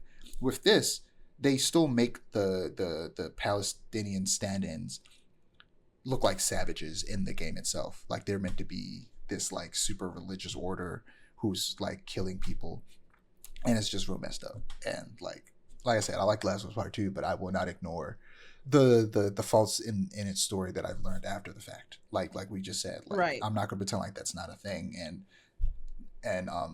if that affects anybody wanting to play that game in the future. I'm never gonna encourage anybody to play the game now because I don't want people to give their money to that company. But you can watch somebody play it. And also the show's coming out if you feel comfortable watching that because he works on that show. Personally, I'm gonna watch the show. Does that kind of go against a lot of what I'm saying? Yes. I'm not gonna pretend like it doesn't, but I'm still gonna watch. I'm not gonna play this game though. I'm not giving my money for this game. I'm just not. I don't feel comfortable doing so. You have anything to say about that before we move on to the actual winners and some positive news? Yeah, it's like I don't know. I can't. This is one of those things where it's like I can't separate the art from the artist because the artist's intent is so intrinsically like I made this comment to you in person the last time we saw each other at work. And it's like it'll be all fun and games until the main character is fighting a boss and it's like this land was made for us and it's like okay. No. Yeah. No. That Yeah. I don't know. That's just yeah. Moving on to the winners. So we're going to start off with most anticipated game. So the nominees were Death Stranding 2 on the Beach, Ghost of Yotei, Grand Theft Auto 7, I meant 6, why did I say 7? Metroid Prime 4 Beyond, and Monster Hunter Wilds. And surprising everyone, GTA 6 won. Who would have thought? I know, it's insane. For Best Adaptation, the nominees were Arcane, Fallout, Knuckles, Like a Dragon Yakuza, Tomb Raider The Legend of Lara Croft. And the winner was Fallout. Didn't surprise me. I knew Fallout was going to win. And I think a lot of people are like, oh, Arcane's better. We've had the discussion in the very last episode. Arcane is better. It's way better. We had this. Fallout's good when you compare it to other video game adaptations. It's incredible. Way better. Leaps and bounds better than most. But it is not revolutionary. It's not a story we haven't seen before. It is just now a good version. It's just a good adaptation in a sea of bad adaptations. And that just makes it seem so much better in I think a lot of people's eyes than it actually is. Whereas Arcane is revolutionary. Arcane will go down in history. Arcane should have won. But it didn't win because, unfortunately, Season 2 just barely met the time limit to even be considered as a nominee. Because I think the final 3 episodes of the season came out on the day that was the last day to be considered a nominee. So it's I think that was a huge part of it, is that the full season wasn't even out yet. The full final season wasn't out yet. I think that if it came out, Arcane came out a couple months earlier, I think it would have won. But it was just a unfortunate timing. It's the winner in our hearts. For Best Multiplayer Game, the nominees were Call of Duty Black Ops 6, Helldivers 2, Super Mario Party Jamboree, Tekken 8, Warhammer 40k for Space Marine 2, and the winner was Helldivers 2, understandably so. They just had a big update recently too. Best Sports / Racing Game, the nominees were F1 24, EA Sports FC 25, NBA 2K25, Top Spin 2K25, WWE 2K24, goddamn 2K, and the winner was Sports Football Club 25. For Best Sim / Strategy Game, we got Frostpunk 2, Age of Mythology Retold, Kunsigami, Path of the Goddess, Mana Lords, Unicorn Overlord, and the winner was Frostpunk 2. I've always heard about Unicorn Overlord. What is that game? I need to look it up. You know I anything can about look it Unicorn up. Hold Overlord? on. Yeah. For best family game, we have Princess Peach Showtime, Astrobot, Super Mario Party Jamboree, The Legend of Zelda Echoes of Wisdom, and The Plucky Squire. And the winner was Astrobot, deservedly so. That game's really good. Very much so. Also, I looked up Unicorn Overlord. It's a Fire Emblem Makes sense. tactical RPG. Yeah. So, speaking of Astrobot, I was thinking recently, like, about like, oh, dang, there was another game coming out. Oh, you know what? I realize now it's in connection to the thing that I cut out with um, Assassin's Creed. So I might bring it up again next week. But I was thinking about like, Ghost of Yotei comes out next year, right? Or it might. They say it will. Hopefully it does. And so does Assassin's Creed Yeah, I Shadow. think so. That's part of what I'm going to talk about next time. Again, I don't want to get too deep into that. But like, I was thinking, I have wrote a note of like, I'm like considering getting a Pro just so that I could sell you my 5 so that you can play Ghost of Yotei when it comes out. That's crazy work. I might take you up on that though, low key. We'll Because see. it We'll gives see. me an excuse to upgrade, and then it gives you an excuse to upgrade as well. Because I'll give But it to then, you what cheaper am I than you gonna can do probably with buy my it. PS4? I mean, Like, what? give it to your siblings, I guess. I guess maybe we'll see. I'll find something to do with it. Cause is the PS5 backwards compatible? Oh yeah. Oh, okay. Flag. But yeah, Astrobot won Best Family Game. It deserves it, and that's part of why I brought that up because you should play Astrobot, but it's only on PS5 at the moment. I wonder if they'll put it on PC. That's an interesting thing because they put PlayStation I games feel on like they PC after a will. while, and yeah, they I probably feel like will. it'll just But take in a my mind, I'm long like, time. this is their new mascot. It kind of be weird, but at the same time, they probably will. Um, so for best fighting game, we have Grand Blue Fantasy versus Rising, Dragon Ball Sparking Zero, Marvel vs. Capcom Fighting Collection Arcade Classics, Multiverses, and Tekken 8. And the winner was Tekken 8. For best RPG, we have Dragon's Dogma 2, Elder Ring, Shadow of the Earth Tree, Final Fantasy VII Rebirth, Like a Dragon Infinite Wealth, Metaphor Refantasia, and the winner was Metaphor Refantasia. So I haven't played it yet. It'll be only God knows how long. It deserved it. That's all Oh I'll yeah, say. for sure. I've seen stuff. Best action / adventure game. We have Astrobot, Prince of Persia: Lost Crown, Silent Hill 2, Star Wars Outlaws, Legend of Zelda: Echoes of Wisdom, and the winner was Astrobot. Again, it deserves. Best action game. Black Myth Wukong, Call of Duty Black Ops 6, Helldivers 2, Stellar Blade, Warhammer 40k Space Marine 2, and the winner was Black Myth Wukong, which we have stuff to talk about that later once we get to Game of the Year. Best VR / AR game, Arizona Sunshine Remake, Asgard's Wrath 2, Batman Arkham Shadow, Metal Hellsinger VR. I just see metal and gear automatically comes out of my mouth. Metro Awakening, and the winner was Batman Arkham Shadow, which I've heard good things. Again, one day I'll probably get a headset and play it. Best mobile game, AFK Journey, Balatro, Pokemon Trading Card Game Pocket, Wuthering Waves, Zenless Zone Zero, and the winner was the GOAT, Balatro. Best debut indie game, Balatro, Animal Well, Metalords, Pacific Drive, The Plucky Squire, and the winner again, Balatro. Best independent game, Animal Well, Balatro, Lorelei, and the Laser Eyes, Neva, UFO 50, and for their third game award, Balatro, which is crazy because the person who made the game is like, I don't want these awards, man. Give them to someone else. Yeah, I think the funniest part about Balatro winning so many game awards and like being nominated for Game of the Year is that I'll keep coming back to it. It's like this game was made for like him and 4 other people. I watched an interview with Local Plunk the other day. Him, 4 other people. That's it. And now it's winning game award. Insane. It won 3 game awards. Right. So for best community support, we have Baldur's Gate 3, Final Fantasy 14, Fortnite, Helldivers 2, and No Man's Sky. And the winner was Baldur's Gate 3. I don't know how I feel about that. I don't know if Baldur's Gate 3 should have even been nominated, but that's a different discussion. Best ongoing game, we have Destiny 2, Diablo 4, Final Fantasy 14. You know what? I'll tell you that. Why are these? You know what? This is part of a different discussion about why the categories are stupid. Why are these two separate categories? Why is there a best ongoing game and best community support, but it's the same style of games?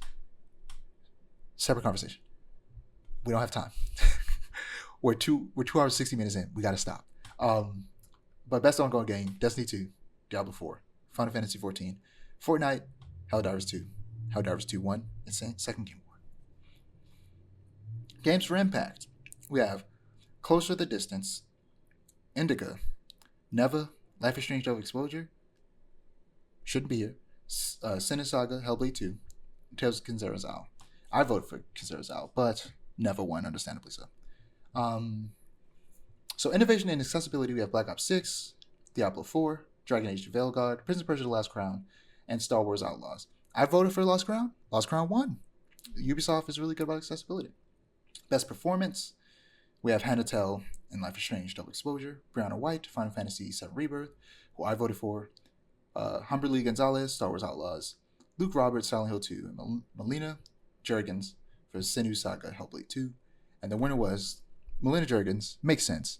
That game is a feat of ingenuity and acting, and just it's a technical feat in a lot of ways, and the acting is a huge part of that. Best audio design: Astrobot, Call of Duty Black Ops 6, Final Fantasy VII Rebirth, Senua Saga Hellblade 2, and Silent Hill 2, and Hellblade 1. Again, sound is also a big part of that game, understandably. Best scoring music: Astrobot, Final Fantasy VII Rebirth, Metaphor Fantasio, Silent Hill 2, and Stellar Blade. Final Fantasy 1. It feels like it's cheating. I feel like that's cheating, even though I agree. Yeah, it's like, because it's like, I agree too, but first off, I've said it before. It's a little bit. The music is incredible. It deserves the award. But there's almost too much music, and sometimes it's too loud. I have to go into the settings and turn the music down.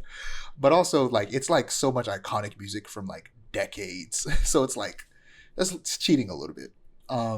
There's a lot of like nostalgia there, and even like people who don't play Final Fantasy. Before I played Final Fantasy, I'd heard that music so much. But best art direction, we have Astrobot, Black Myth Wukong, Elden Ring: Shadow of the Earth Tree, Metaphor Fantasio, and Neva, and of course Metaphor 1. It's gorgeous. We're talking about pure art direction. Of course. Listen, that game's UI, I'm obsessed with it, okay? It is like some of the prettiest UI I've seen in a video game. Yeah. I just can't even get into it enough. Metaphor deserved that and then some. It deserved two of those. Best narrative, we have Final Fantasy VII Rebirth, Like a Dragon Infinite Wealth, Metaphor Fantasio, Senua Saga Hellblade 2, Silent Hill 2, and winner was Metaphor. I was surprised. I've heard good things about the narrative, but I didn't know it was that good. That makes me real excited to play it now, because I thought Silent Hill was going to win that one. I definitely think I voted for Metaphor, right? Because, you know, I'm a fanboy. But I think that like Silent Hill 2 was definitely a big contender. Like if it was, but of those two, I feel like are the ones that deserve to be up there the most. All the games nominated had very great narratives, but like Silent Hill 2 is such a beautiful like is such a beautiful depiction of like grief and what it does to a person, and like how to deal with someone with like a terminal illness and how that like affects the person and stuff like that. But then also on the same token, Metaphor is a very, very good. It's one of those games like it's an allegory. There's allegories for racism, but they're done well. They're done well about like, you know, how our differences are what makes. There's one really weird thing about it though, with like, and like the people that work on the game kind of say like the monsters are called humans, and it's meant to be a reference that, and like I'm having a hard time describing it, but like the real world is kind of like fantasized as being almost perfect in that game when it's not. Yeah, that definitely was like a yikes moment, but yeah, that's I don't know. I just love Metaphor. I love everything. I like that it's an Atlas game that like isn't. It's Persona like, but it really does shed that Persona skin, and it's its own, which I really really enjoyed about. Yeah. And then for best game direction, we have Astrobot, Balatro, Black Myth Wukong, Elden Ring: Shadow of the Earth Tree, Final Fantasy VII Rebirth, Metaphor Fantasio, and the winner was Astrobot. I feel like Elden Ring should have won that one. But I'm looking glad they didn't because DLC needs to be its own category. And I think they put that in here knowing that it wouldn't win. I think that's why they put Elden Ring in here. I think it might have been to get people's attention because it's a weird inclusion because it's DLC, but also because they knew they wouldn't actually let it win anything. I have a feeling, I have a conspiracy that's why they put Elden Ring in as a nominee for a lot of these awards. Because it didn't win That anything. makes I'm sense, pretty though. I sure. can definitely see that.